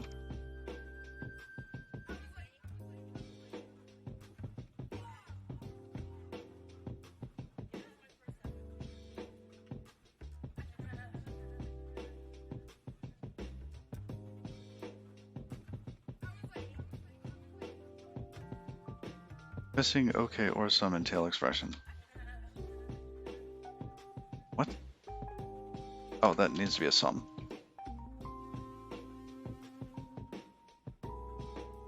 There we go. Now we can go back to where we were. Partial tokens, because the partial tokens get that, which is a token kind into token. Unwrap into token. Unwrap. Ew. No?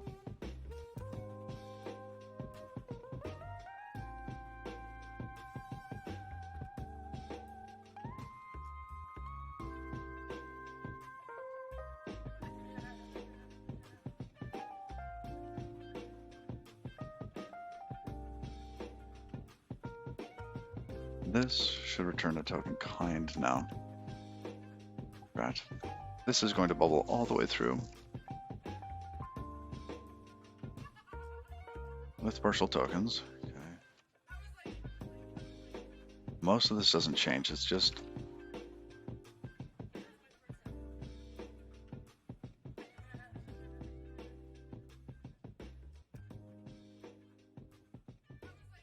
this didn't actually take into account new lines before.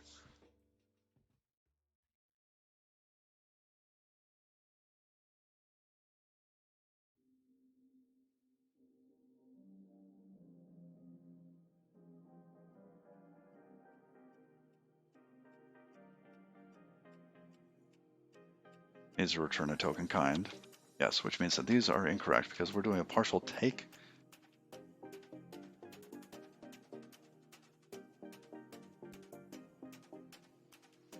This is a token kind. Rename that.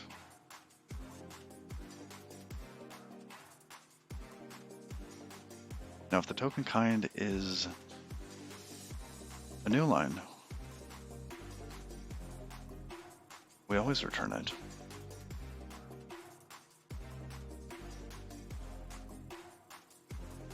Which we should probably do out here.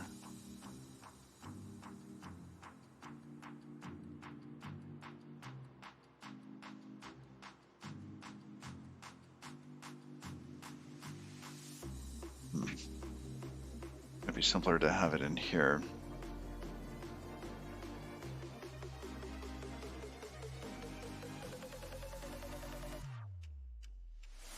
Technically, new lines don't take up space. They just cause us to go to the next line.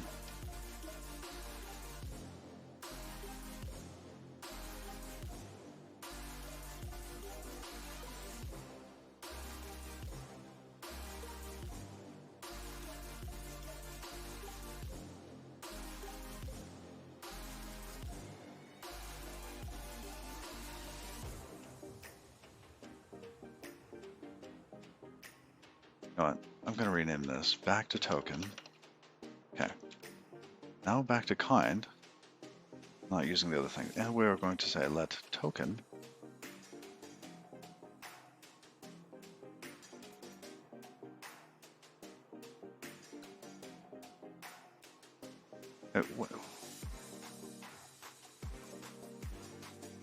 what does process partial do? Because if we say give us something that fits within this space, and we return nothing back, that means we're done here. I mean, maybe... How does process partial deal with new lines? Oh. Arguably it didn't before, it would just let them through. Say, hey, this has this much width. Congrats, you can go through. I guess we do the same thing. So if it is a new line, just let it through.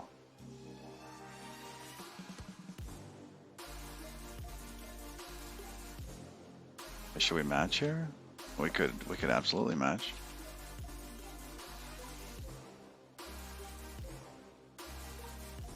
Or just return early if it's a new line.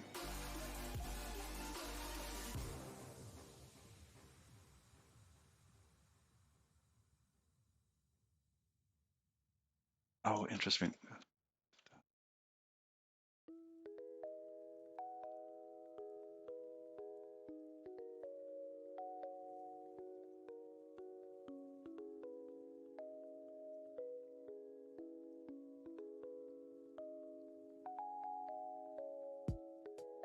Because we need to return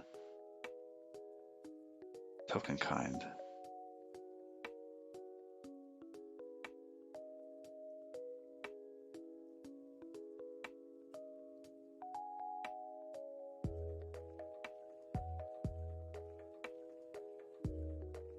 I mean, maybe we just provide width and some other stuff on here. No, that's silly.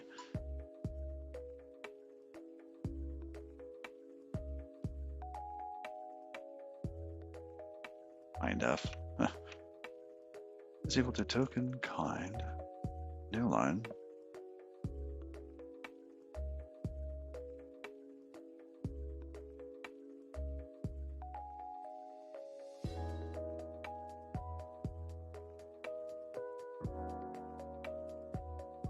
rename that.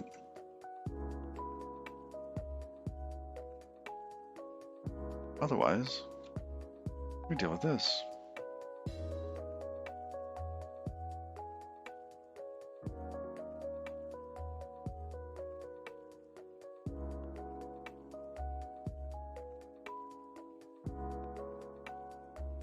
How do we deal with a split with the token kind?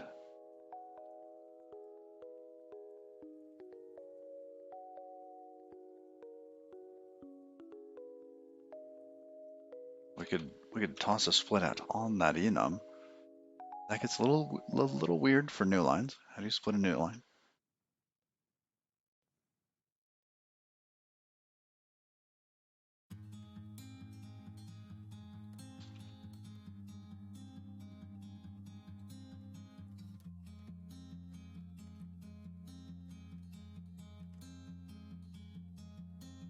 And then if we were able to capture the kind, let's say it's optional or required. Back away nice and slow. Feel the ebb and flow. Please get sucked out to sea. All right. Wonder where you are, 'cause you know I take these things kinda extra hard. This back and forth will take me anywhere I need to be. I can't need you. Because in this case, I want to be able to subdivide the thing that's within the variant on the enum. And I want to be able to capture what that variant is.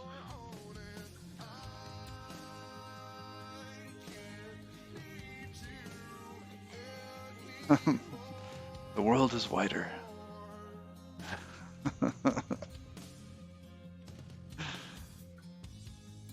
say all good things must end, but it's been too long since Let me check my calendar. I didn't do that today. it's over now. You played your role, All right, now good. it's time to dissipate. I may not get very far. Let's be honest, I will never be a star. Holding on, take me anywhere I need to be. Take a good look, 'cause I'll be gone. Because this self partial needs to be a token kind now.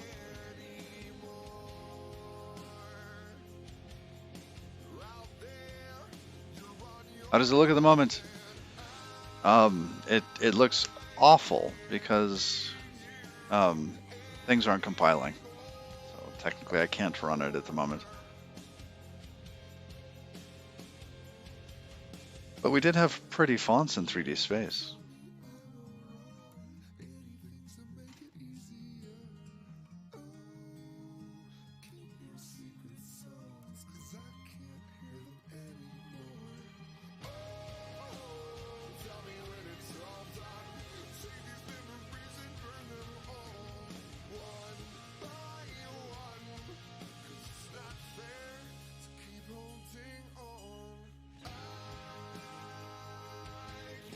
I guess.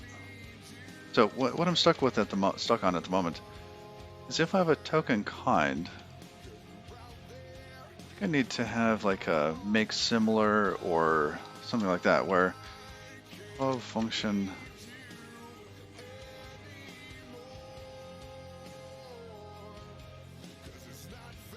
same kind takes a reference to self and the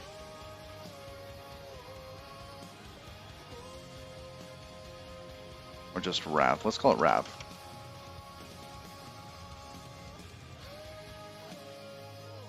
Whatever. It's way overloaded in this crate. New, sure, why not? That is so weird to have a new with an and self on it. Oh, do I mind briefly describing the loop approach, ticks, etc.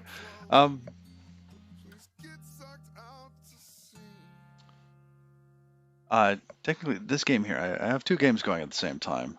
So we have Legacy and then we also have Control. Control is using Godot as a game engine, so we're using Godot's game loop.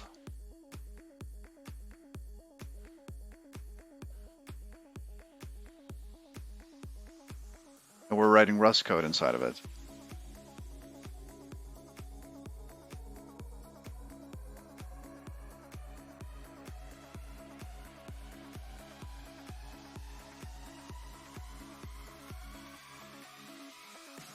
Oh, that's the best name I came up with, same kind.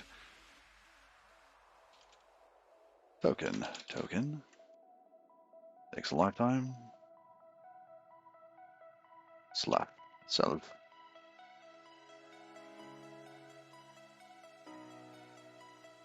Alright, now match.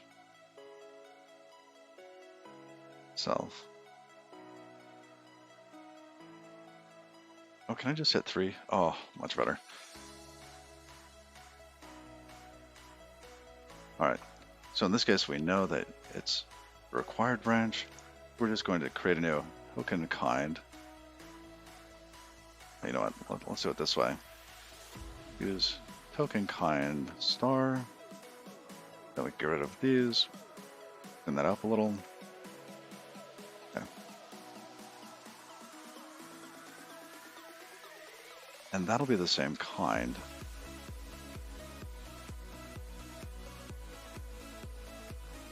Okay,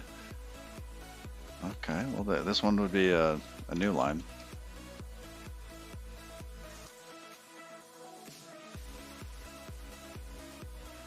Oh, on the multiplayer aspect, there is. I'm using a tick. Not in this game, not in Control, but on. Actually, where'd Capitan go? Oh, today.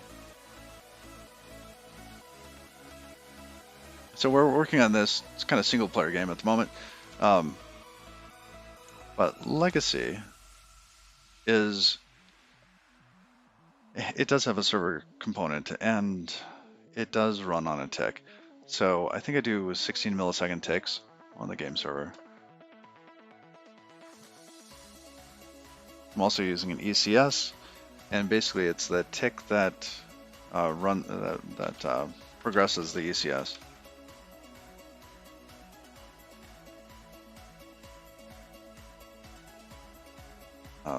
What did I miss here? Same kind. Lifetime A.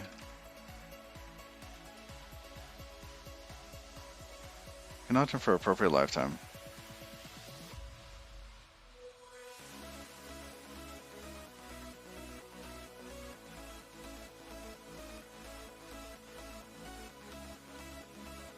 Guess I could have said self like that. Lifetime name A. Shadow's lifetime that is already... Oh!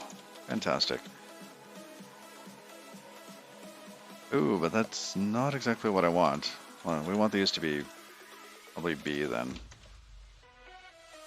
That's a new lifetime. Technically A is on this one. Something.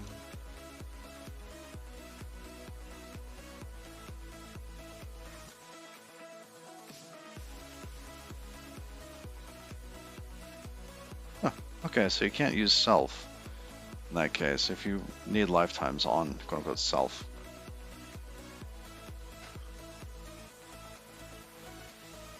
And where did...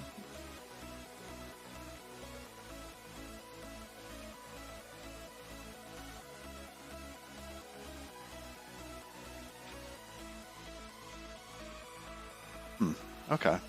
Guess it's not in there.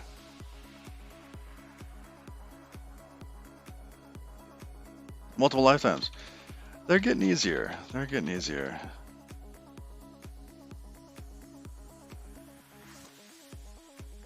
Alright, so now we can go back. And good morning, Raimo. How are you? Back into partial tokens. Side of partial tokens. We're just going to return if it's that kind. But we need the token. So if it's any other type... You know what? Could probably do it like this. Let token equals match token kind. Okay. Fill in the match arms. Oops. What?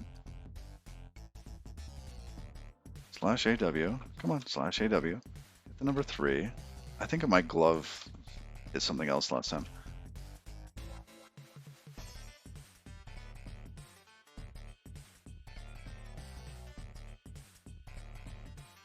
Oh, come on.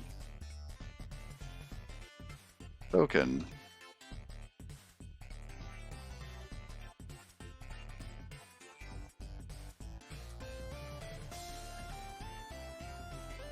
These both do the same thing. They're the same type. However, if we have a new line, we will return early return. And we deconstruct. And we're not doing some sort of hack that the compiler is not going to help us with in the future. Jefferonius, good morning. Good morning.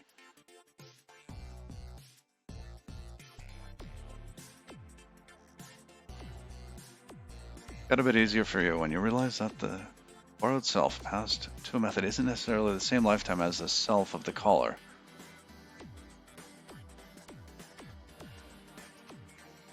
Oh yeah.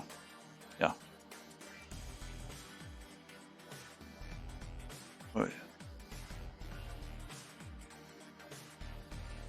Are you saying like whoever's calling process partial here? Well, in this case, it happens to be the same self, so that doesn't really help. But this one here, this self, it can actually live longer than the caller of this, because the caller of this might have a reference to this partial toe considerator. So it can actually be longer than the caller.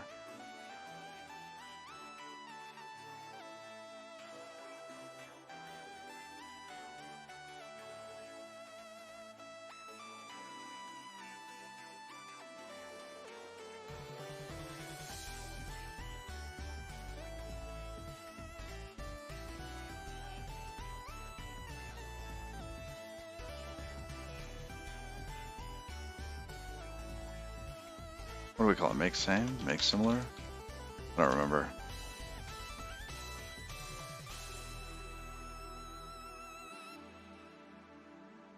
Same kind.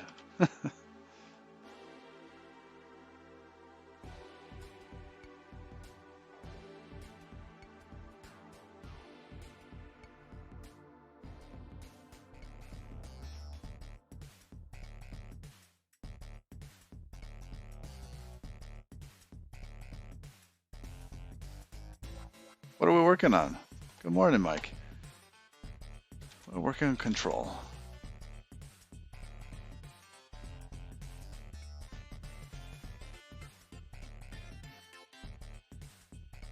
Oh yeah. When the bar itself doesn't live long enough? Yeah, because you're giving it to something that needs to live longer.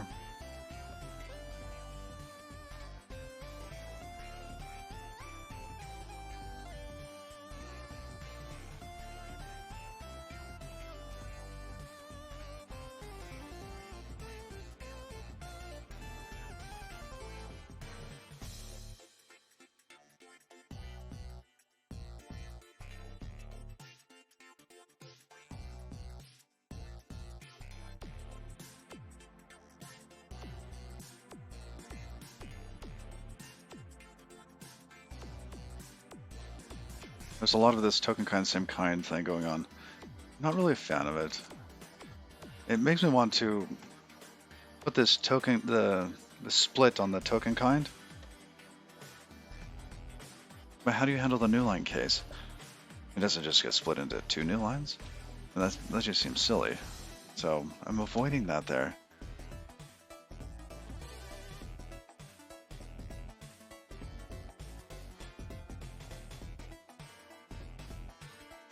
Oh, that should be enough for that to work.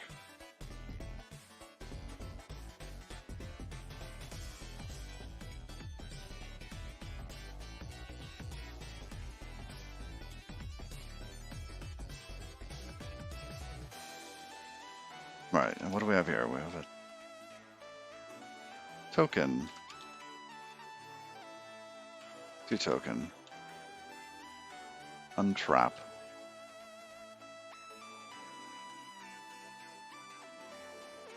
Am I using Rust bindings for Godot? Yes, yes we are. GG native.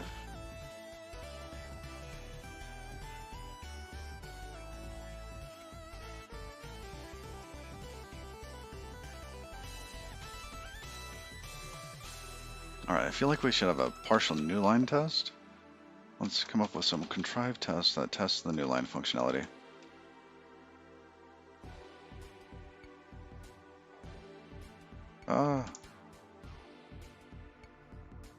Yeah, we'll load up the font.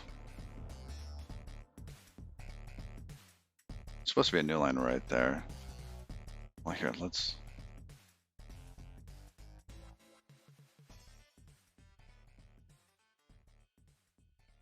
Yeah, let's give the partial width token the max size. Let's make that really large. Each one of these is about 1200 EMs wide. So, you know what, if we did, let's just do 20,000. Magic number? Yeah, it's in a test. The tie pins are awesome. I really like that. Being able to see that in a combinator here is really nice. The amount of time that is saved me is just incredible.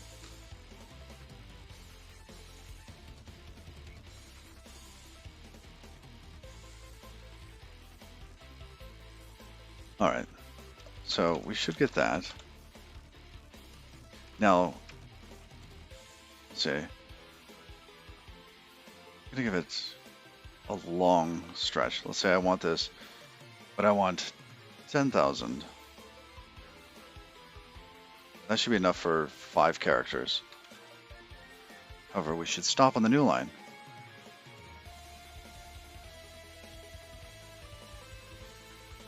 That should be enough for that plus a new line. New line should not be included.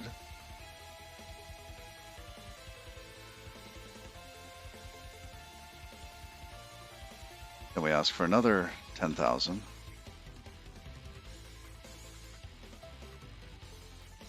And this should be a none.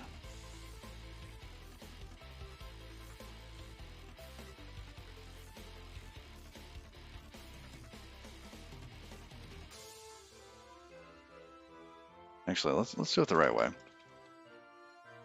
This is token kind. Then we'll say assert matches token kind new line. Okay, that should be quote unquote correct. Now we have the second AOEU at the end.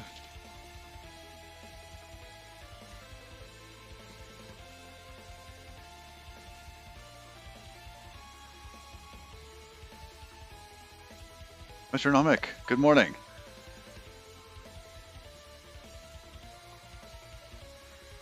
Oh yes, the tie pins. That would be handy for C++.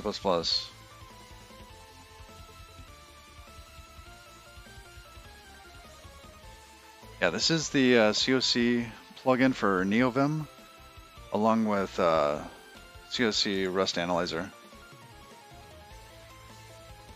So we've got COC here.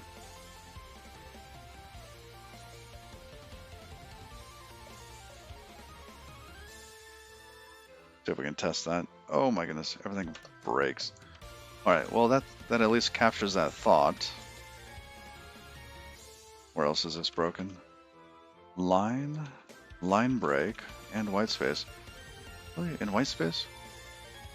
Oh, the tests in white space. And some of the return types here.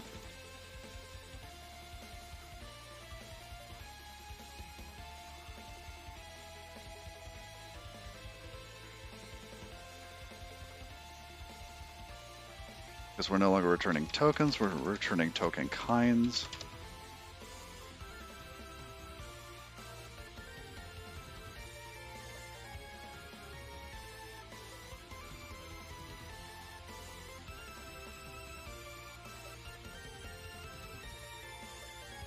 Tokens.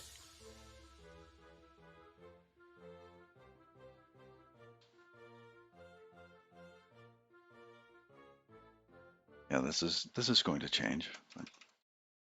Let's get it compiling first. If token is equal to optional.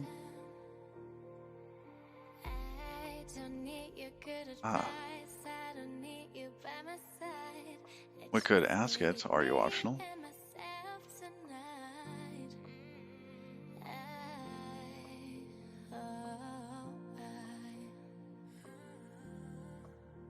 I don't really want to do them like a match on here.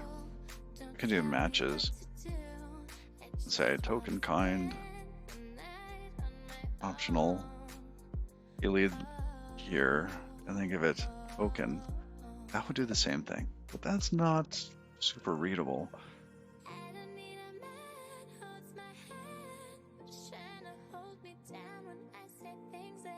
Expected expression.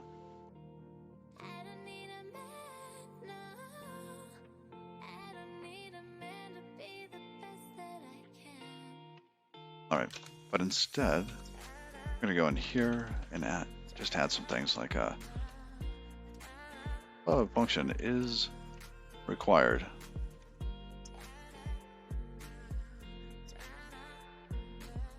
Cool.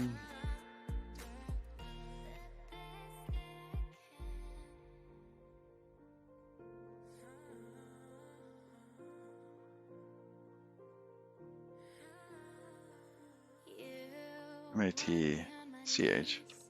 Begging, baby, please. What? But you know that I'm not that weak. Use token kind star. Match self. Fill in. You have to change your mind. You have to realize that I'm just loving myself tonight. Come on, fingers. True. Then the others are just false. I don't need a man who holds my hand, who's trying to hold me down when I say things that he can't stand. I don't need a man, no. Can't we use matches for this? I thought we could use matches for this. Man to be the best that I can.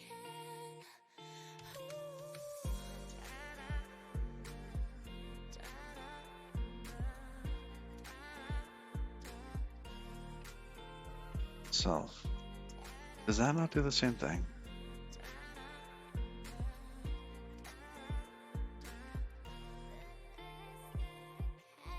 Oh no, my editor's adding some garbage.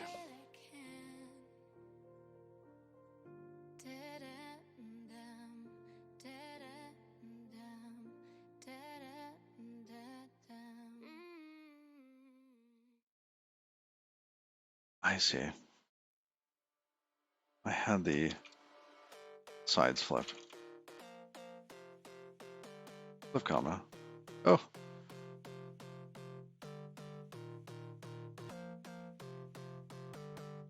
Okay, so that would work. So if this is something that matches, great.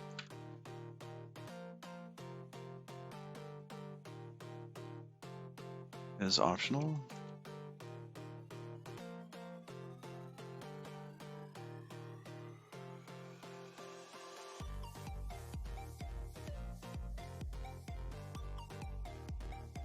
And new line, why not?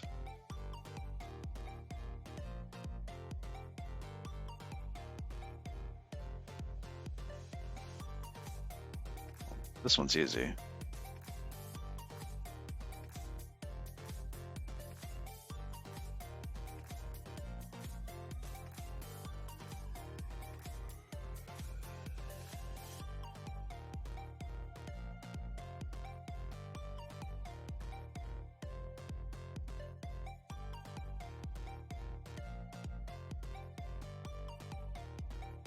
I wonder what it expands into.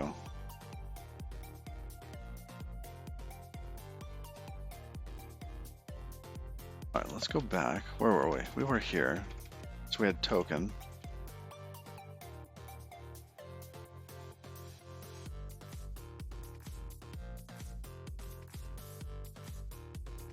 Ah, we're checking to see if it's optional. OPT optional. So if the token is optional, we just continue. What? It's not a... Tokens is not that kind.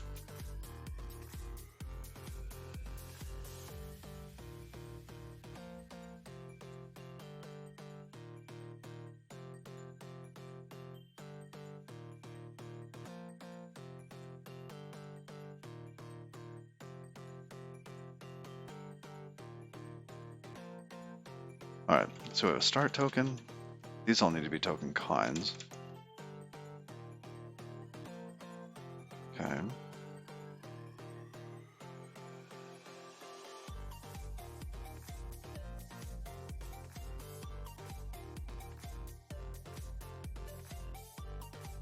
And what do we do here? We're in a line iterator. So if we find a new line, Are we even taking into account the lines? Let's look at our tests. Guess not. Let's add a new test real quick. Just to make sure. With new lines. 1, 2, 3. New line. 4, 5, 6. /r/n. 79, 0. Fine. Partial tokens.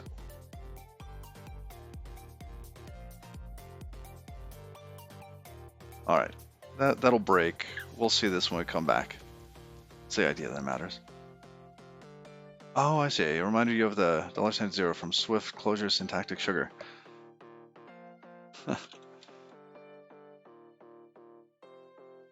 See, I think one of my plugins is... the CSC update? No, it's all current.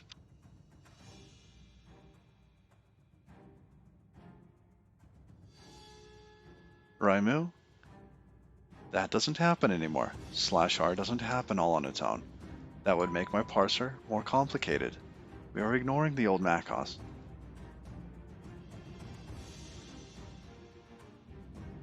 Actually, that's a good question. Does Rust run on old Mac hardware? Back-to-back new lines? Yes. Yes, it does.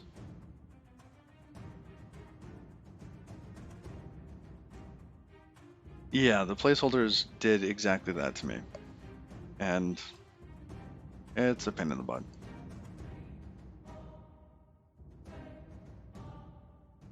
Alright, so where do we end up here?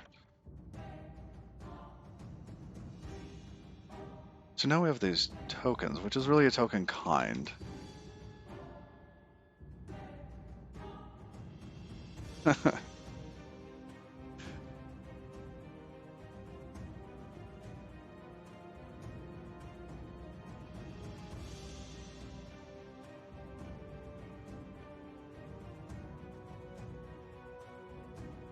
Alright. Now this token kind...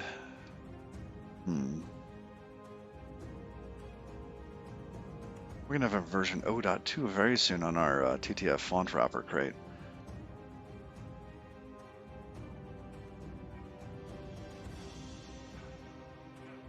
I mean, should we match in here?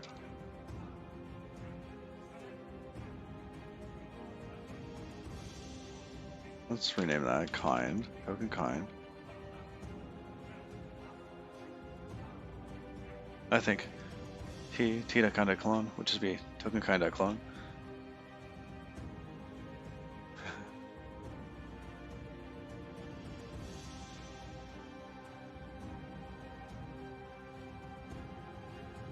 Oh, the kinda clone. Where was that?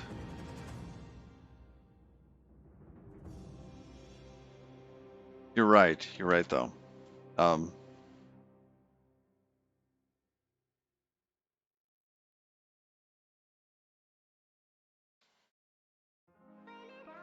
Because this only exists if it's a specific kind. In fact, if we run into a new line, I want to do something else.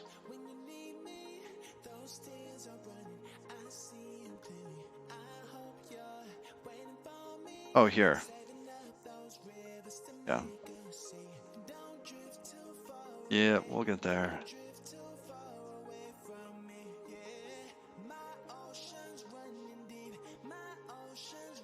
So what is our interface here? What are we promising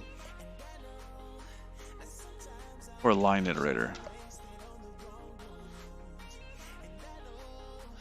And we're supposed to be giving strings back. So if there is a new line, we should be progressing into the new string. I see. That means that we didn't capture this before. Okay. Now we have our little test down there. I missed that before. There should have been a bug for that.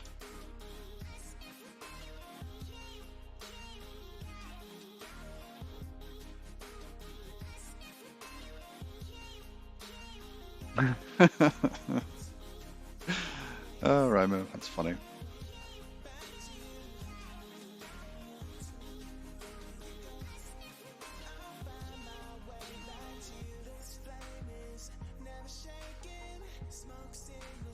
All right.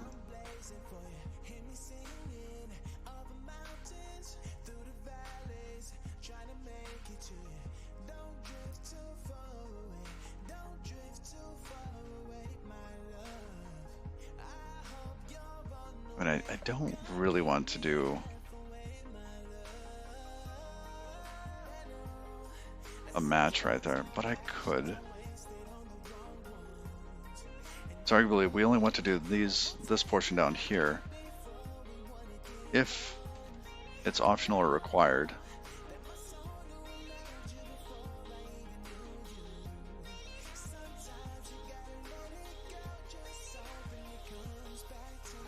What would happen if we did a match here? Match, token kind, token kind. Yeah, see that little garbage here? That, I think it's trying to put my cursor there, but it's not going there.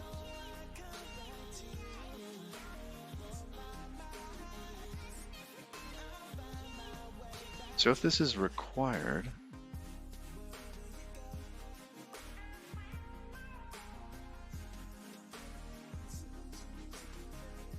on new line we should break.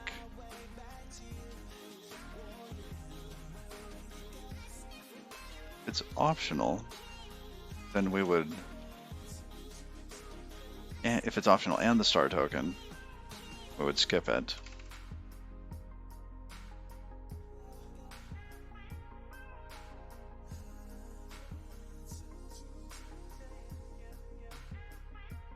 Otherwise, we would do the same thing for optional and required.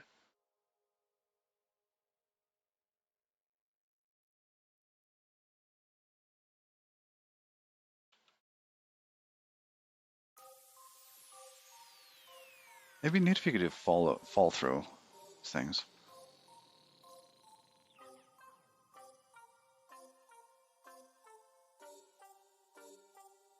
That looks so gross. There's got to be a better way to map this out.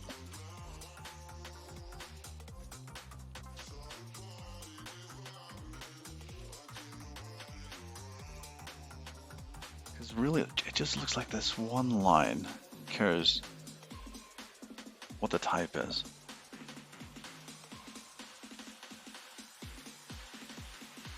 Then we want the width. But we don't have width for certain kinds. If token kind, you know what? Let's do this the same way we did it before. Let token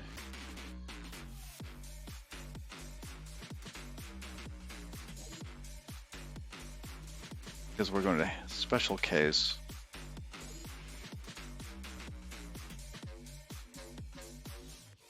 Alright, we'll special case the new line.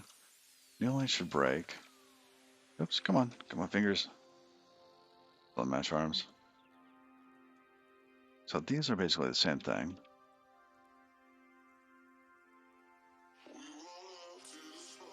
Oops.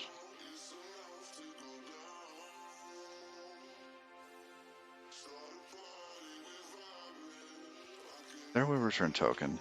In this case, we will cause a break. And this should cause the new line. Okay, so by breaking out of this early, that's fine. Then we'll have token here.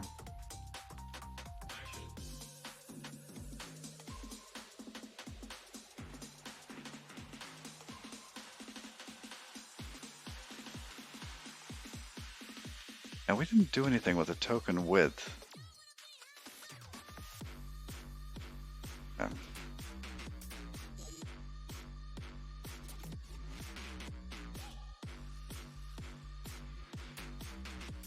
Where do we use it? Oh, we use it all the way down there.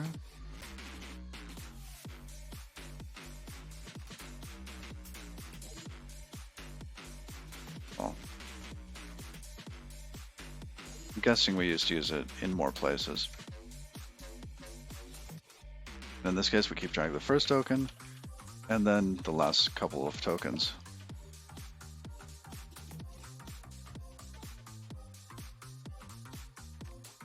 You're conditioned by Clippy redundant closure for method calls to look for that pattern. Yes.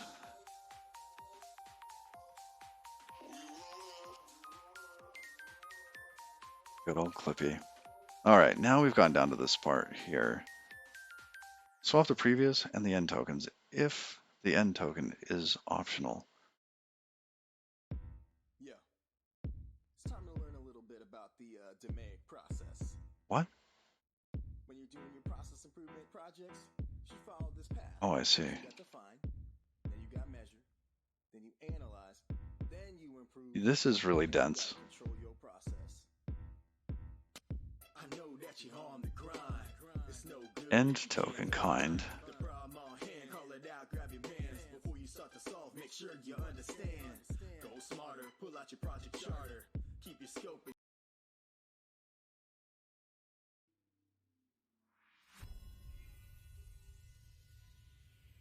The goal here is to swap out end token with the previous one if the end token is optional and the previous token is something. So here we have some previous and then some optional. Now, this might... And here's end. Yeah, this is the other case. So if first one is not there and this one is not, okay. Let's fix this up. All right, we're just gonna write it again.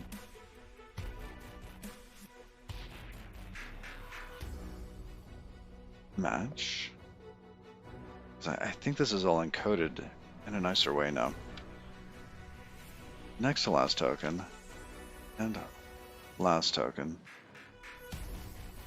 because now end token kind is actually part of this. Could be really nice. Fill in match arms, sure. Look at all of that. Huh. Well, we're not going to do that. We'll just do, if we did have a previous, and we have some, but it's token kind optional.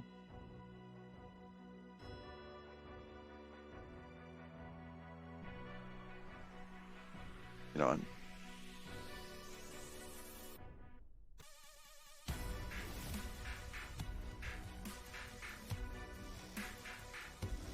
last. I don't think we can do it quite like that. The syntax is close though. I think we can have named sections here. At, with the at sign. So in this case, we want to return the previous one. Basically, in all other cases, we're going to return the other token.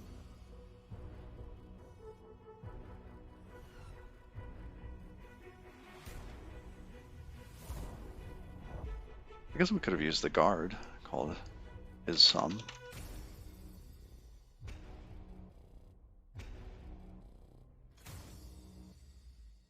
End token should be equal to that. There we go. Missing match arms.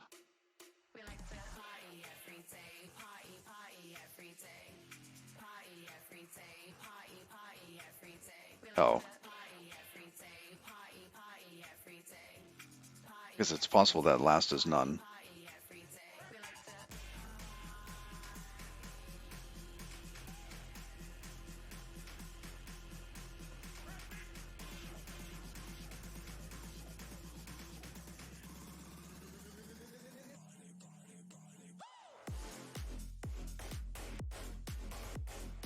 What's it saying?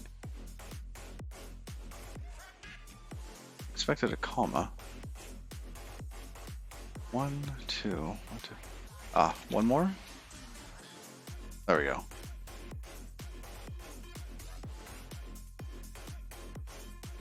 Incompatible types. Yes, yes it does.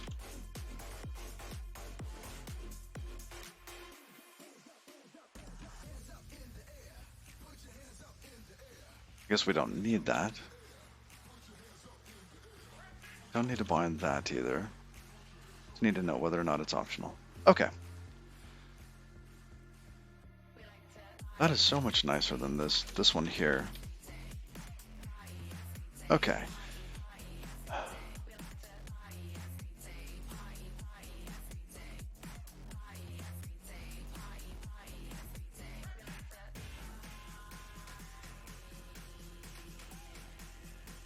Oh, fun.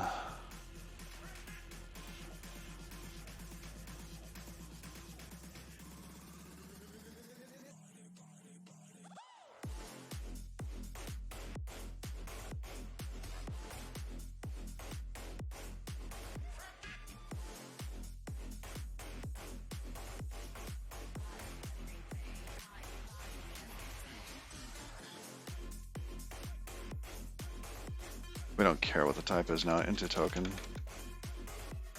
We can call int token on those.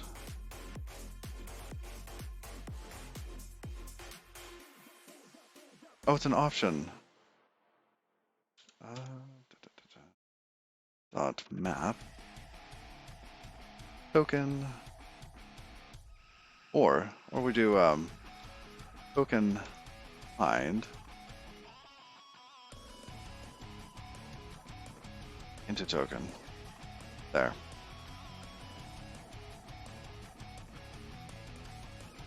Same thing over here. I'm gonna map both of them.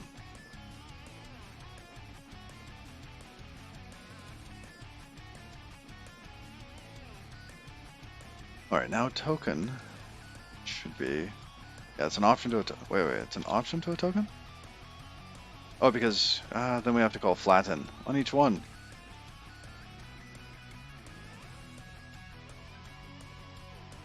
Huh.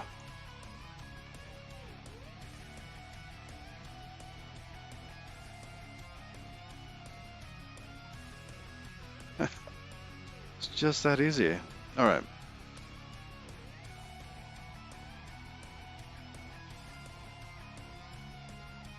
Okay, now we're down to line break, white space, partial. Okay, well those are warnings. Let's go into white space. I'm up to the top of the file. No. I think we got most of this. It's just the tests.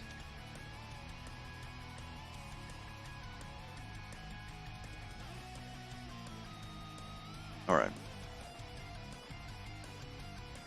So what's going on here? We have an iterator. The iterator is of what? White space iterator. It's returning token kind. So this T here is a token kind.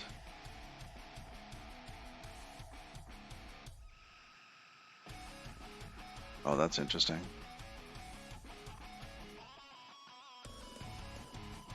Having a two-string on this makes it so easy. I'm gonna go ahead and add a display for token kind. No, we can't, can we? The proper display would tell you what if it was required or not. Astronomers got tired of watching the moon go around the Earth for 24 hours. They decided to call it a day. Da-dum-tsh.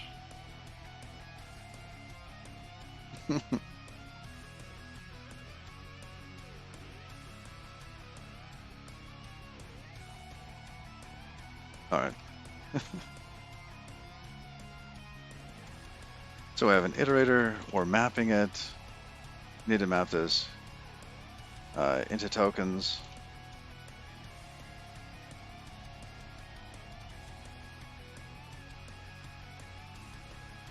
Because what this iterator is, this gives us a token kind.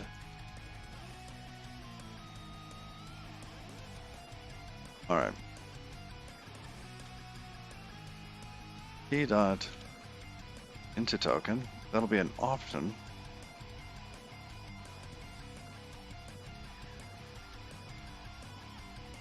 Yes, okay. Dot map. And here dot map. Token. T dot toString.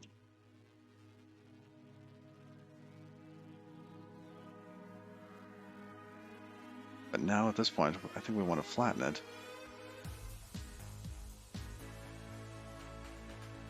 Vector string cannot be built from an iterator over elements of type option string. Why not? Why not?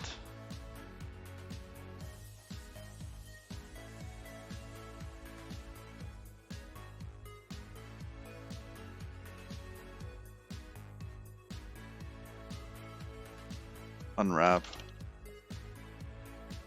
or default.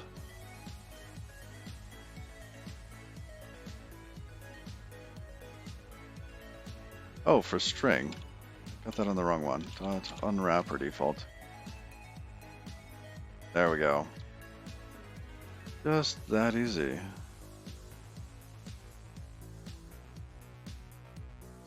And in this case, we get the vector. Okay. So here we check the words.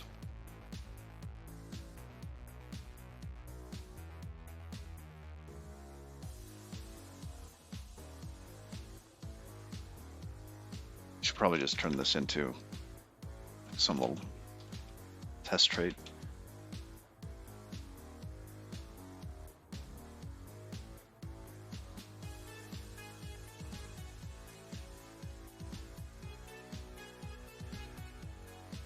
Oh, that's right. And the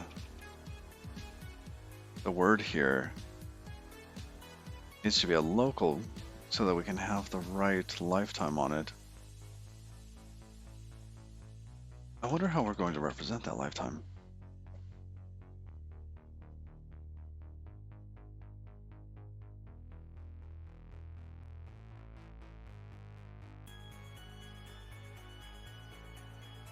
Text is equal to word.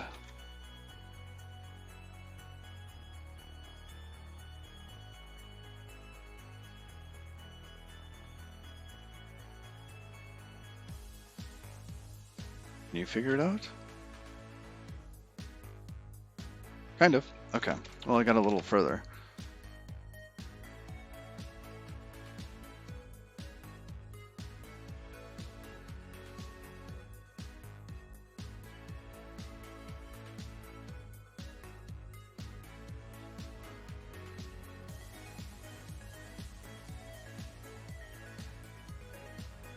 I don't think I can do this way. Not anymore. So instead of collecting, why don't we just have an iterator? Let kinds, token kinds.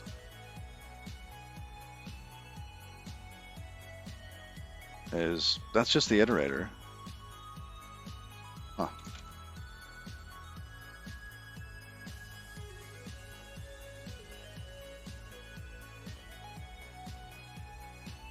So we'll just call next on these.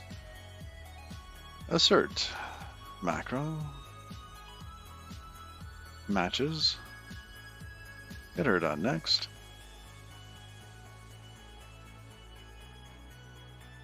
It's going to be some token kind required. There, don't really care what's inside of it. 1, 2, 3, 4 of those. That should work. Oh, that's a macro.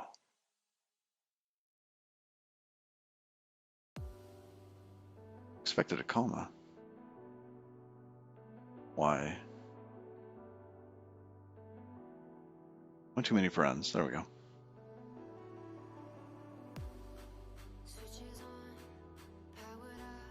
Macro requires an expression as an argument. With comma.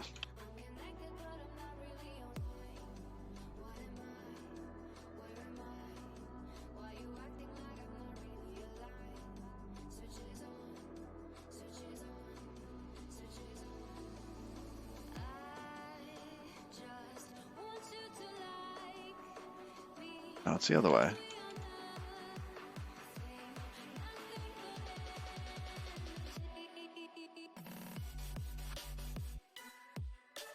Oh, we need one more Ren. Okay. Had it right the first time. This isn't too bad. This here is a little much.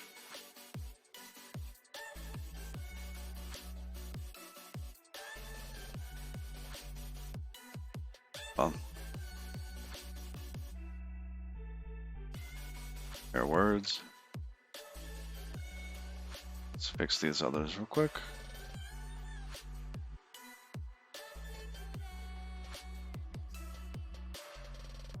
Words, words, words.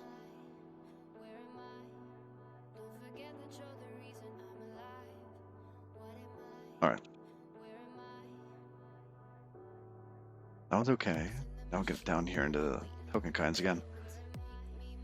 Now for verifying these, we're just going to do 3. As you can see, we're checking new line required, new line here at the bottom. So we'll do that here. VIM kind, new line. Required. New line. That's not bad. Optional, new line optional. Huh. Fine.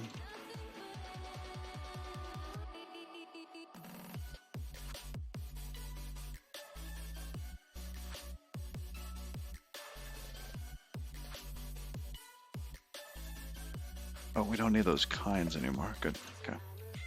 That goes away. That goes away. Flipping around real quick. Okay. Next test to fix.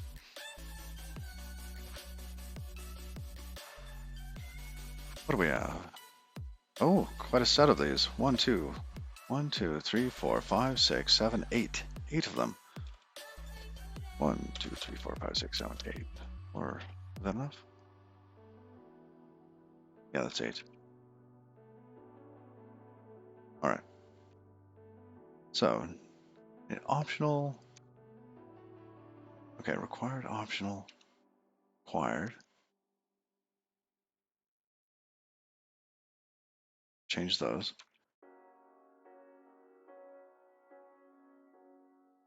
Okay, now which ones are optional?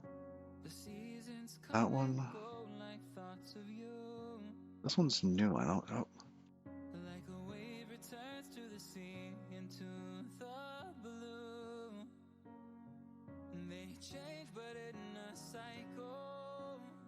I think that's correct. So let's take a look. Optional. Oh, okay. Required. Optional. Required new line. Okay. Optional. Required. Optional. Required. That looks good to me.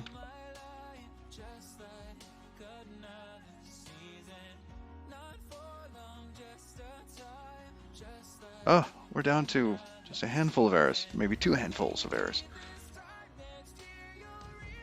Line break.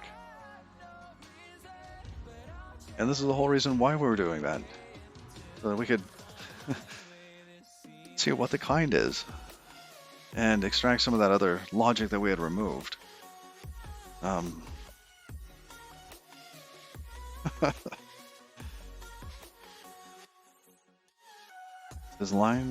Is this building with a line break yet? I don't think it is.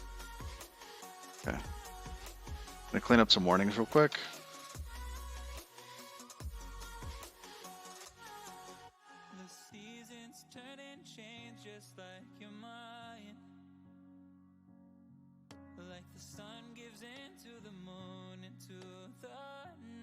Okay, I'm going to comment out line break for a moment. I don't think we need it yet. Does this compile if we do that? No, it doesn't.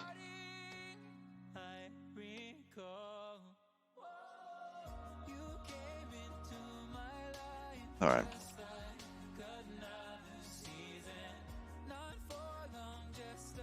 Partial tokens.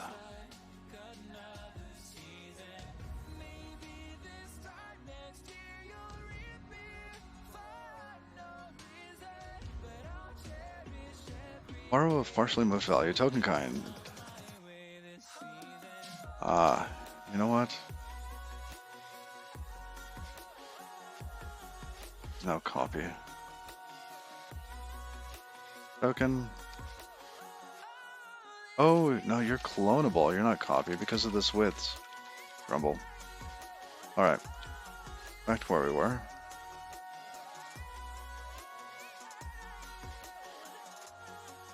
Each time of year carries memories. I just want to know what the kind is so we can... I don't want to clone the vector. That's buried deep inside there. So we're not going to call clone on it.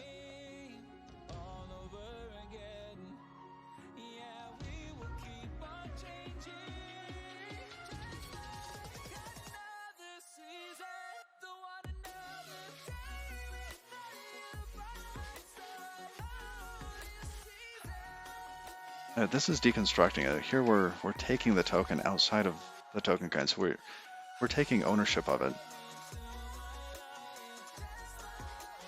What are we going to do with this token? We're going to look at its width. We're going to split the remaining.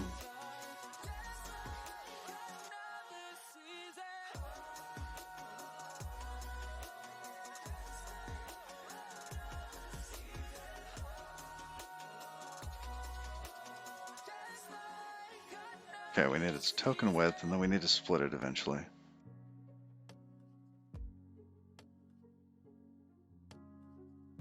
Alright, well, how do we do this with the same kind function? I want to be able to capture that variant.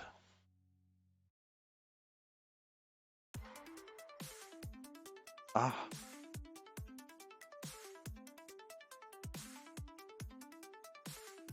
We could...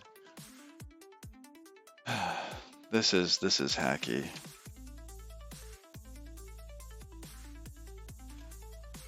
Well, I mean, kind.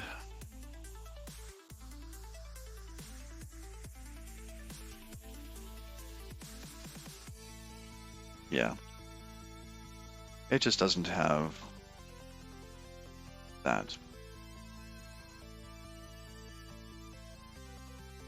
Then we could capture the kind, return one of those, and then have one of these produce one of the others.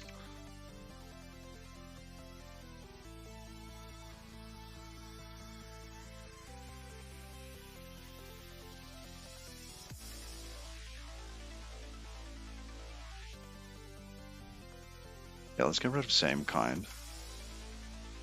Oh, function kind.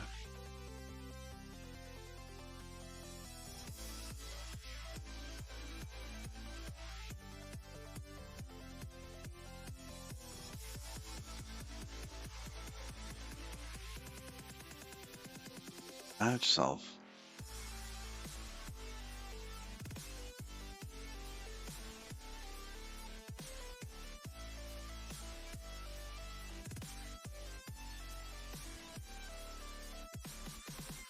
It's required.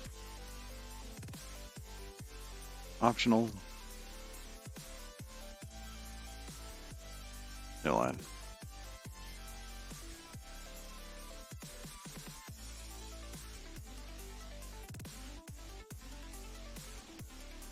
Alright. So now we can have that kind there. Now we can wrap the other one based on this.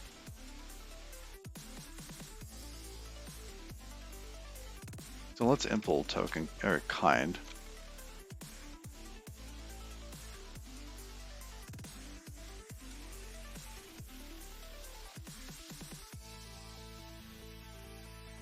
Oh, function token.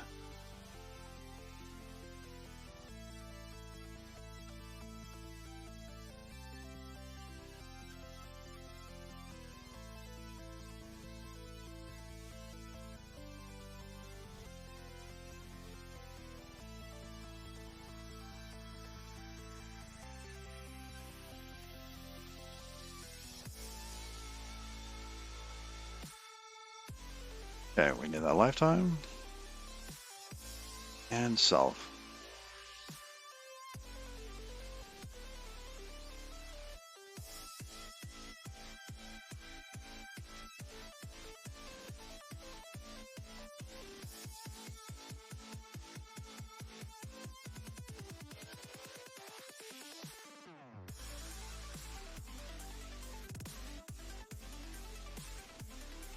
Ta-da!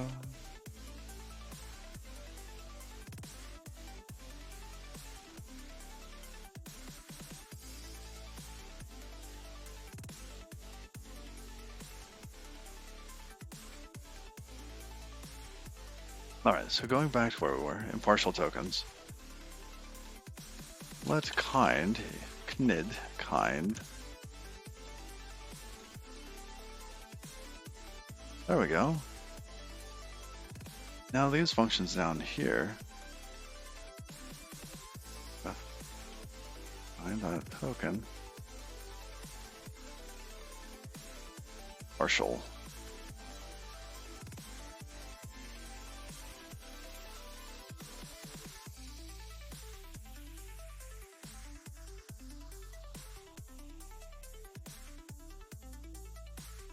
Same kind, same kind, same kind.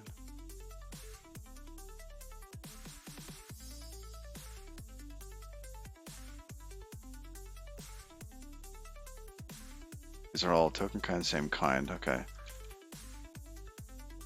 Kind dot token.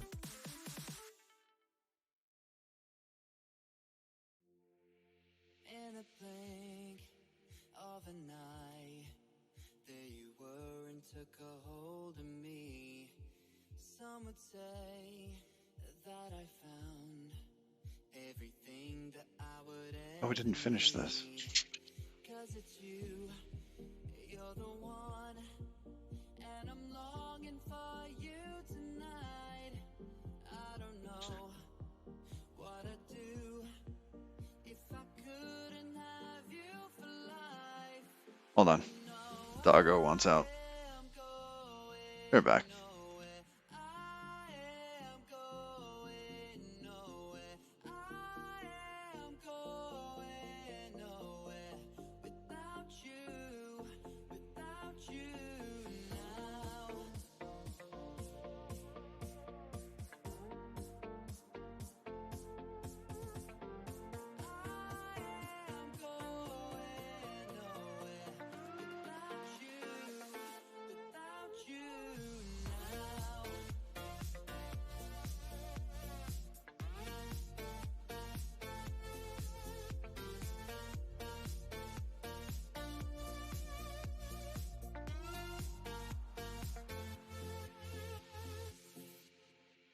I would change everything just to prove to you I'm worthy. Truth be told, Okay. what you see in somebody like me, Let's go back to the line. but it's you, you're the one, and I'm longing for you tonight. I don't know what I'd do if I couldn't have you for life. No, I am going nowhere. I am going nowhere. Huh. I am going nowhere without you now. Are we doing the same thing in here with token kind? Here we. Let's see. It was moved up here. Okay. Let kind equals.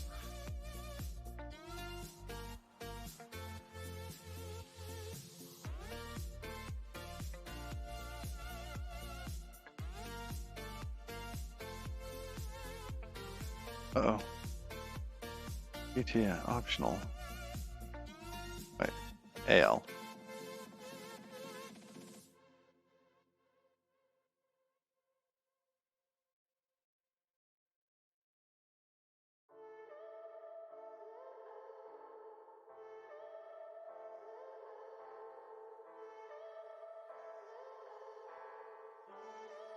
Start token is token kind.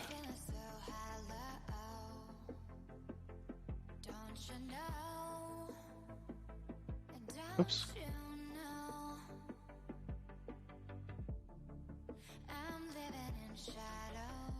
Because this is really token at this point.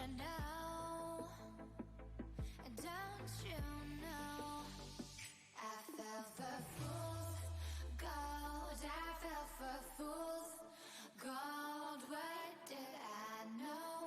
While you moved here, What did I know?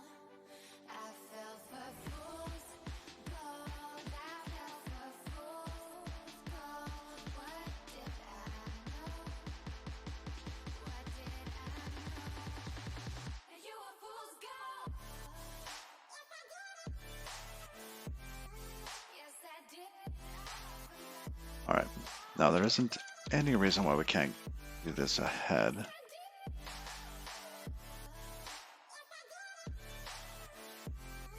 Yes, I did.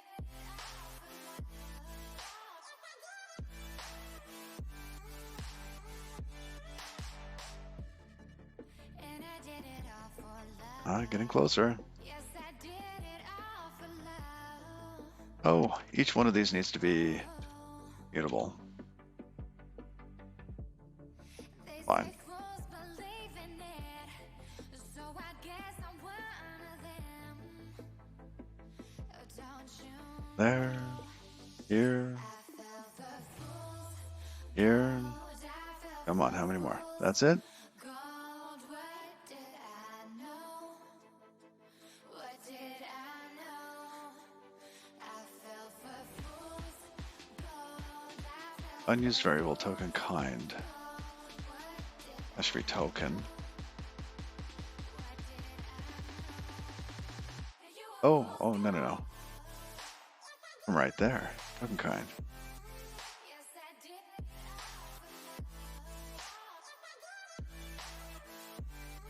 Yes, I did. I mean, it's used. It's just not. Is it somehow not used in the macro? Anyhow. Let's write everything and see if it'll test.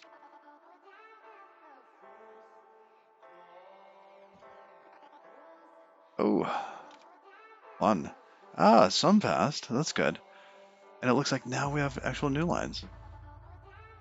Or not. Oh, they got stripped out and replaced with empty strings. That's right. Because we're converting them to string and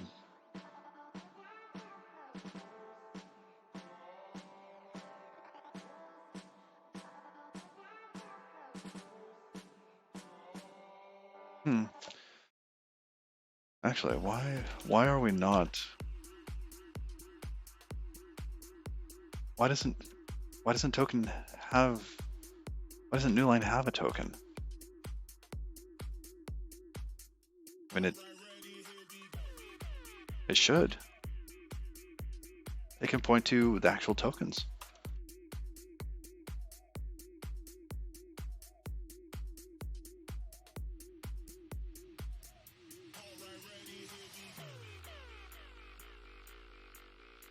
And if we did that, then into stir will never return a none. Here.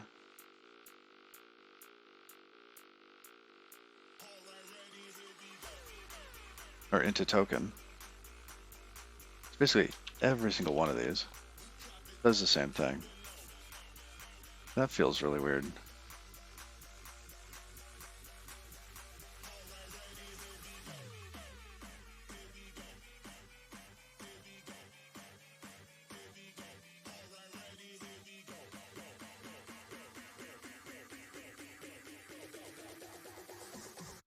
It's guaranteed to return a token now. Not optional. Oh, that is so much better. So much better.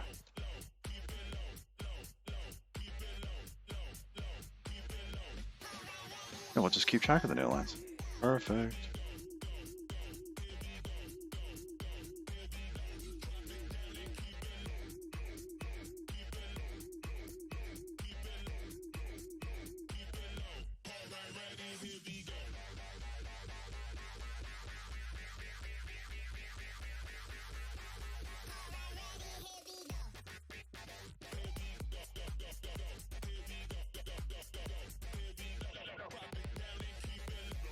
All right.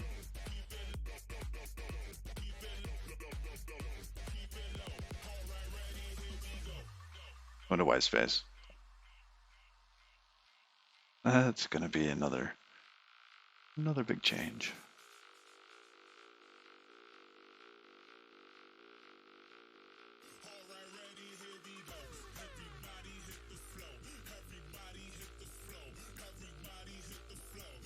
All right, now state here.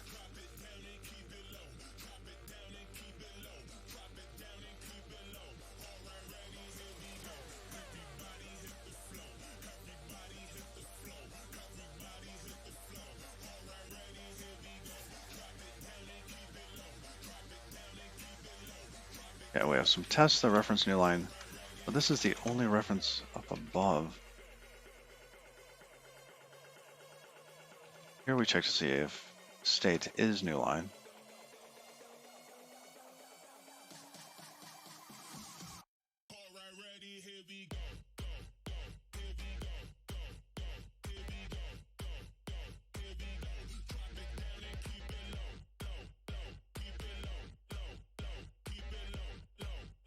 Okay, so yeah, we just include token here.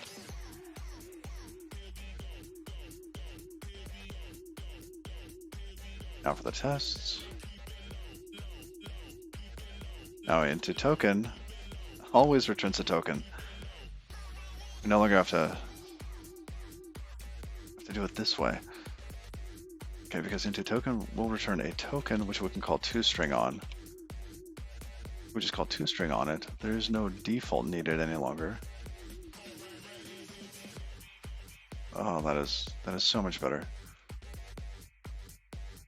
All right.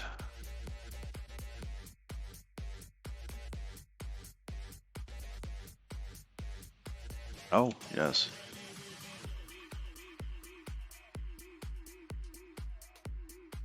Fix all of those at the same time. Okay. Words.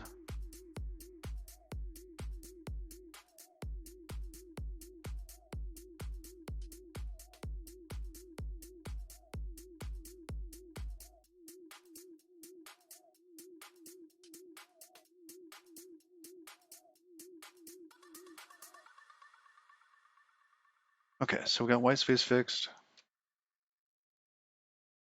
Let's go into, let's say, partial tokens next. I think that's the next piece on the stack. All right, where is our first error? Ah. If we have a new line,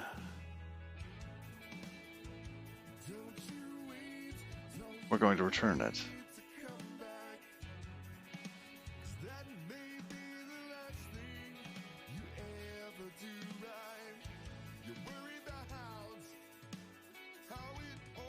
I want to return the whole thing, so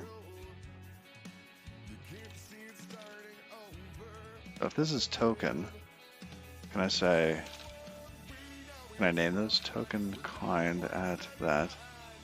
And bind that like so.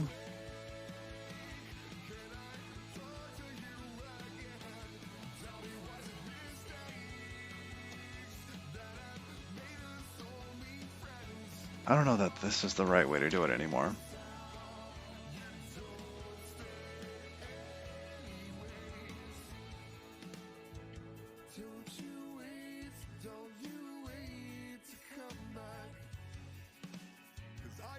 So if it's a new line, we just want to return it.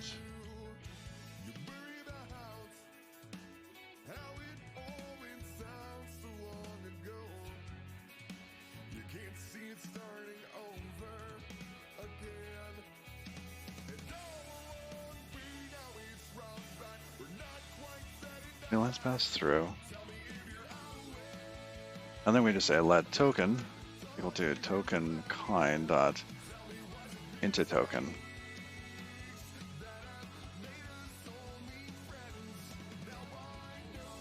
Yeah.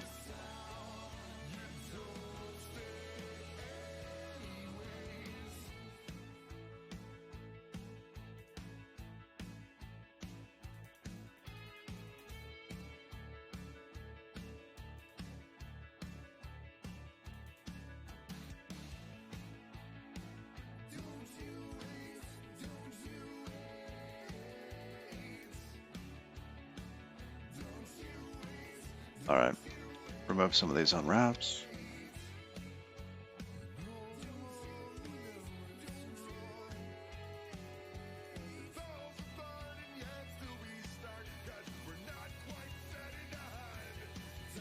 Is that it? that it for those?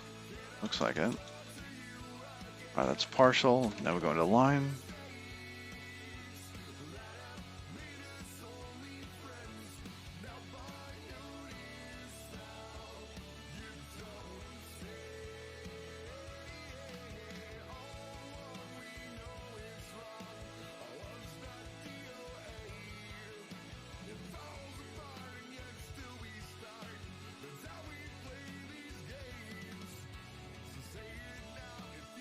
And this is what we were doing before too.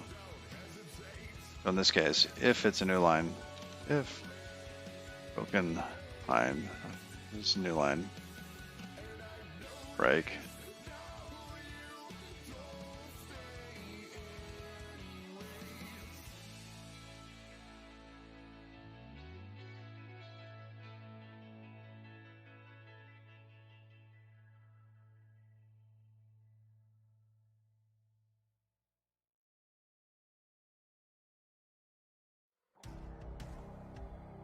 We could do this up here.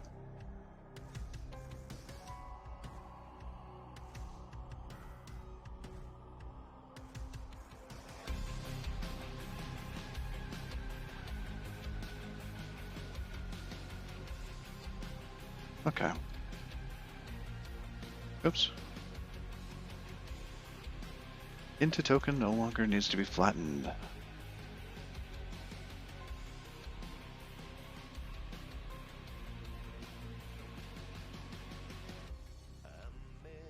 Ah.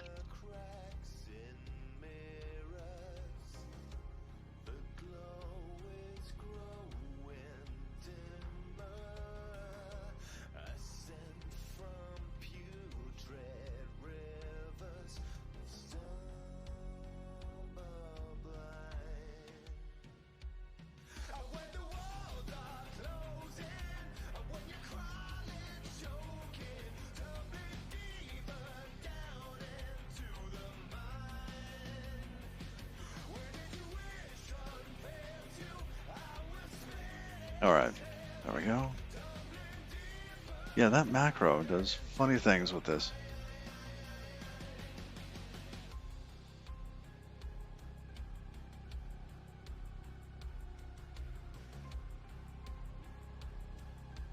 I think we had some tests commented out. Does anybody remember where they are? 1, 2, 3, 1, 2, 3, 4.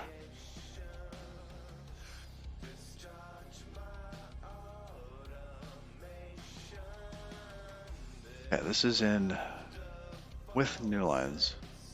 In line.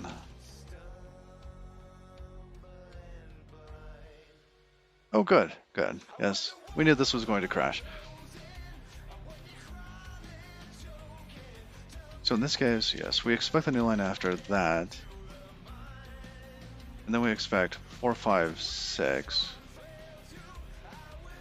4, 5, 6. Followed by 7, 8, 9, 0.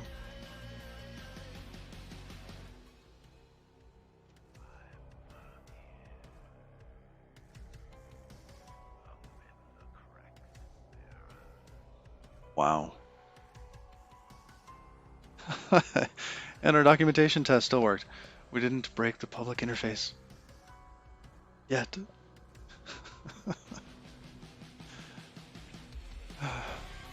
Okay, get UI. I'm going to unstage everything, so it all works. Yep, we're going to take a closer look as we go through here. Yes, we didn't do line break yet. So I stage just this line.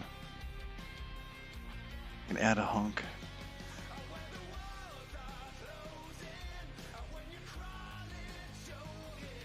Alright, well, let's do that anyways.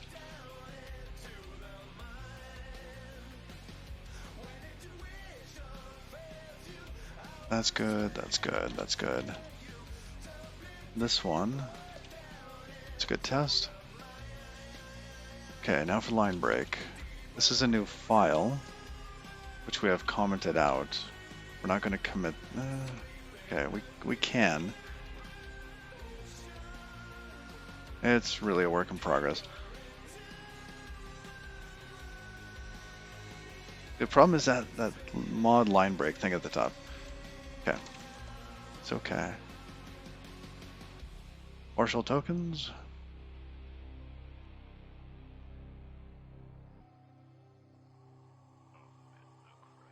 Okay. This takes token kind.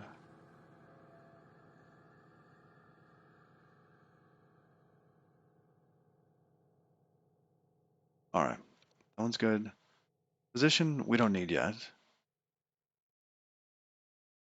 Lib didn't include it, did it? Oh, it does. It does include position. Fine, we'll include position.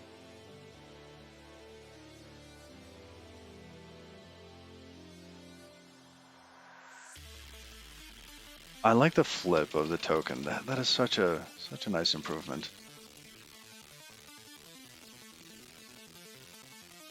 Yeah. Yep. Oh, we got our tests. Good. It's good.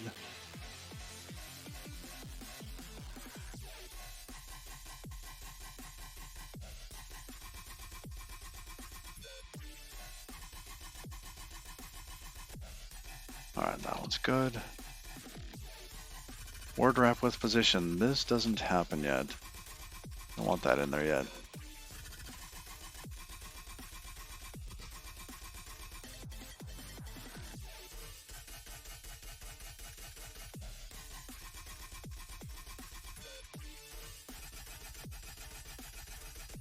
I think these are all good. Okay. What about word wrap? With position, no. Not including that.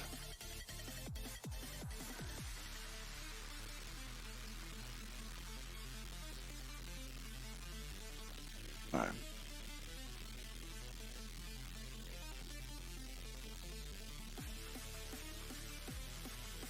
Get stash. Actually, let's go ahead and commit. Inverting token and token kind. Okay.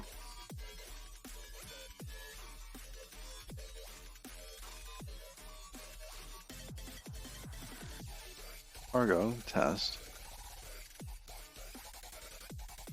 Ah.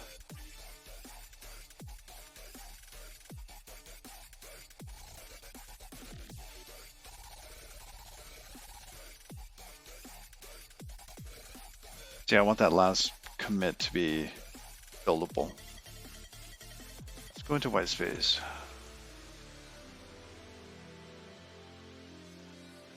Word wrap with position. Doesn't exist yet. Cargo test. Good.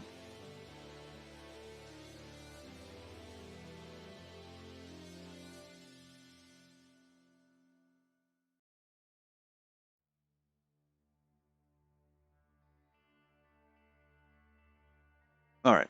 Now, while that's a big improvement, it doesn't actually change anything. So our functionality has not changed. Ah, get a stash pod.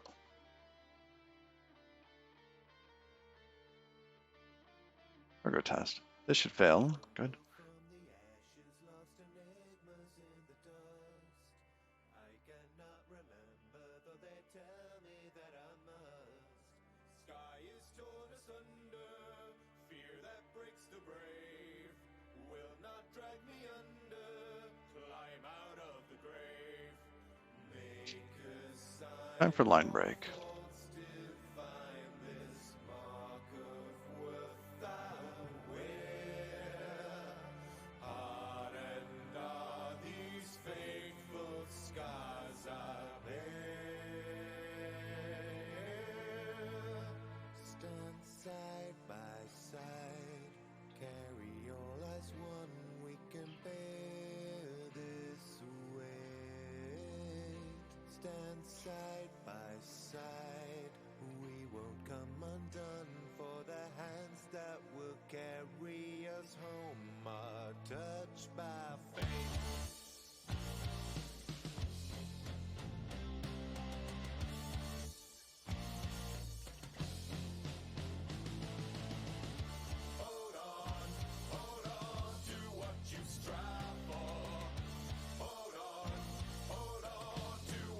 So in this case, we need to flip what we're doing.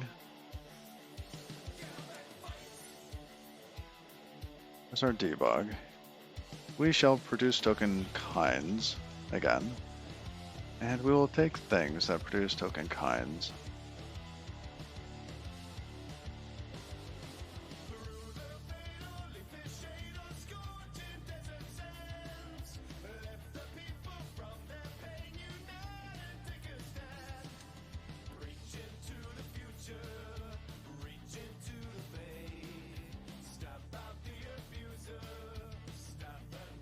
So in this case, wait, we need to return what?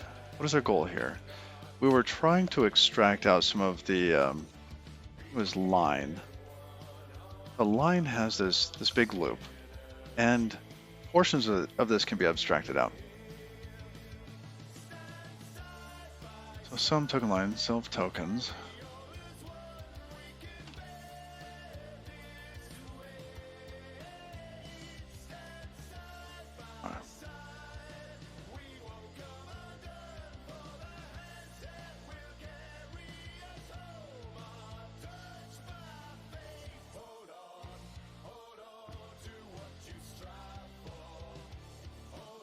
Because we're looking for the next token. If the next token is a new line, then in this case, it's actually going to ask us the space, the actual kind. And we could provide a 0 with new line, kind of inject it in there. Or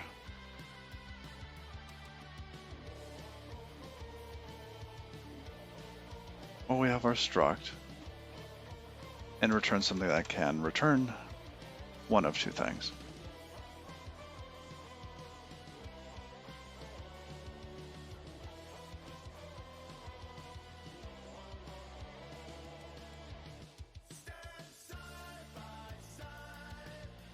I mean, I guess it seems okay that a token kind, that a token would have no character? Is that possible? I guess so, because we're providing with this string reference, which could be empty. And the widths could be empty. Same with the width. Because it would just be a new line.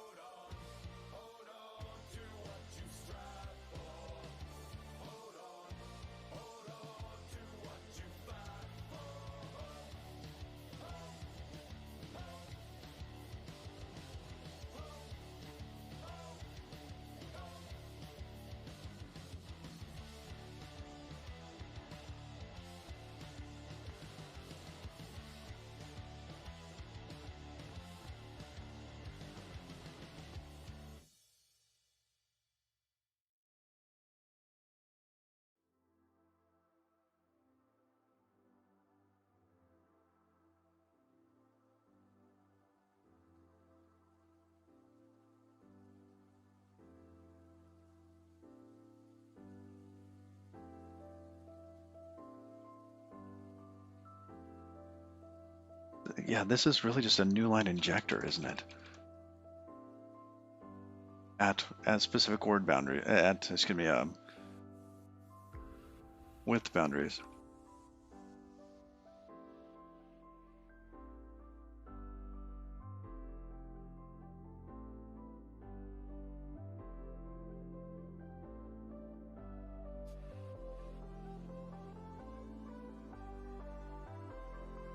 I don't really like token wrap anymore.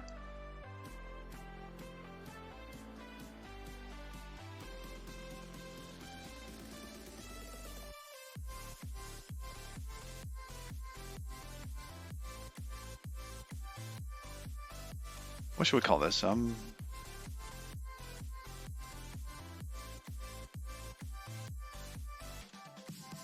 new line.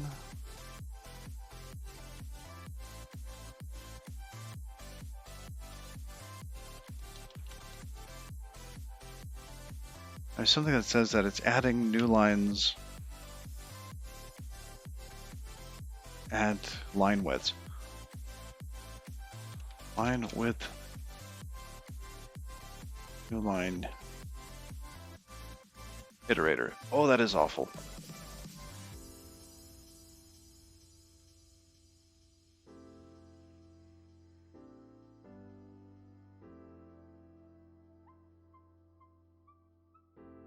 Oops. Kind.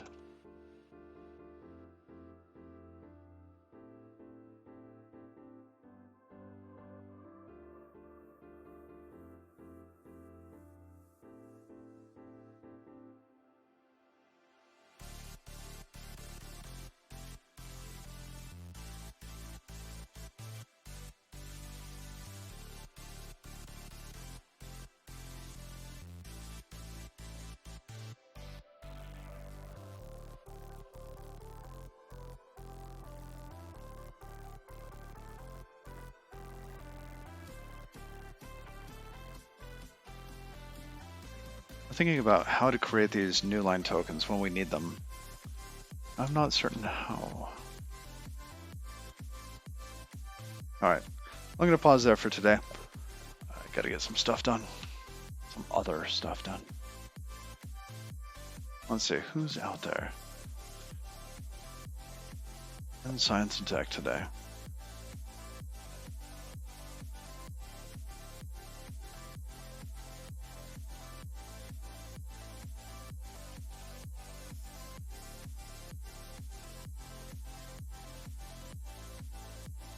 Goodness, not seeing any of my people I follow doing Rust. Who else is doing Rust? Is anybody doing Rust? And if not, well, we're open to suggestions. Wow, there's a lot of streamers in science and tech today.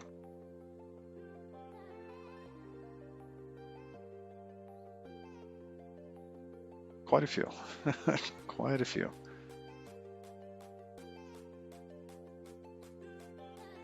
Oh, an Electron app with Rust WebAssembly.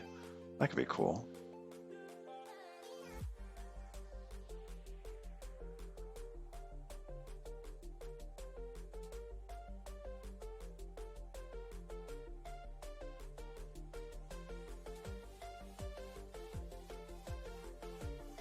I think we're going to raid Classy Cat.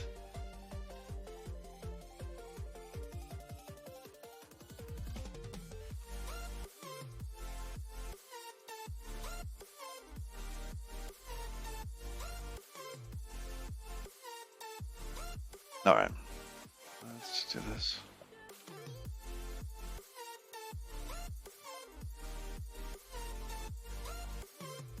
Oops.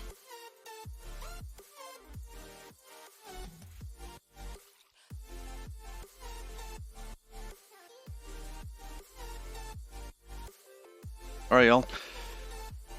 I'll probably try to work on this a little tonight after my day job. But probably won't stream it, so keep an eye out for the crate to be updated. And hopefully tomorrow we will get back into actually more of the game portion. So, thanks for hanging out. It's good to have you. Till next time. Bye-bye.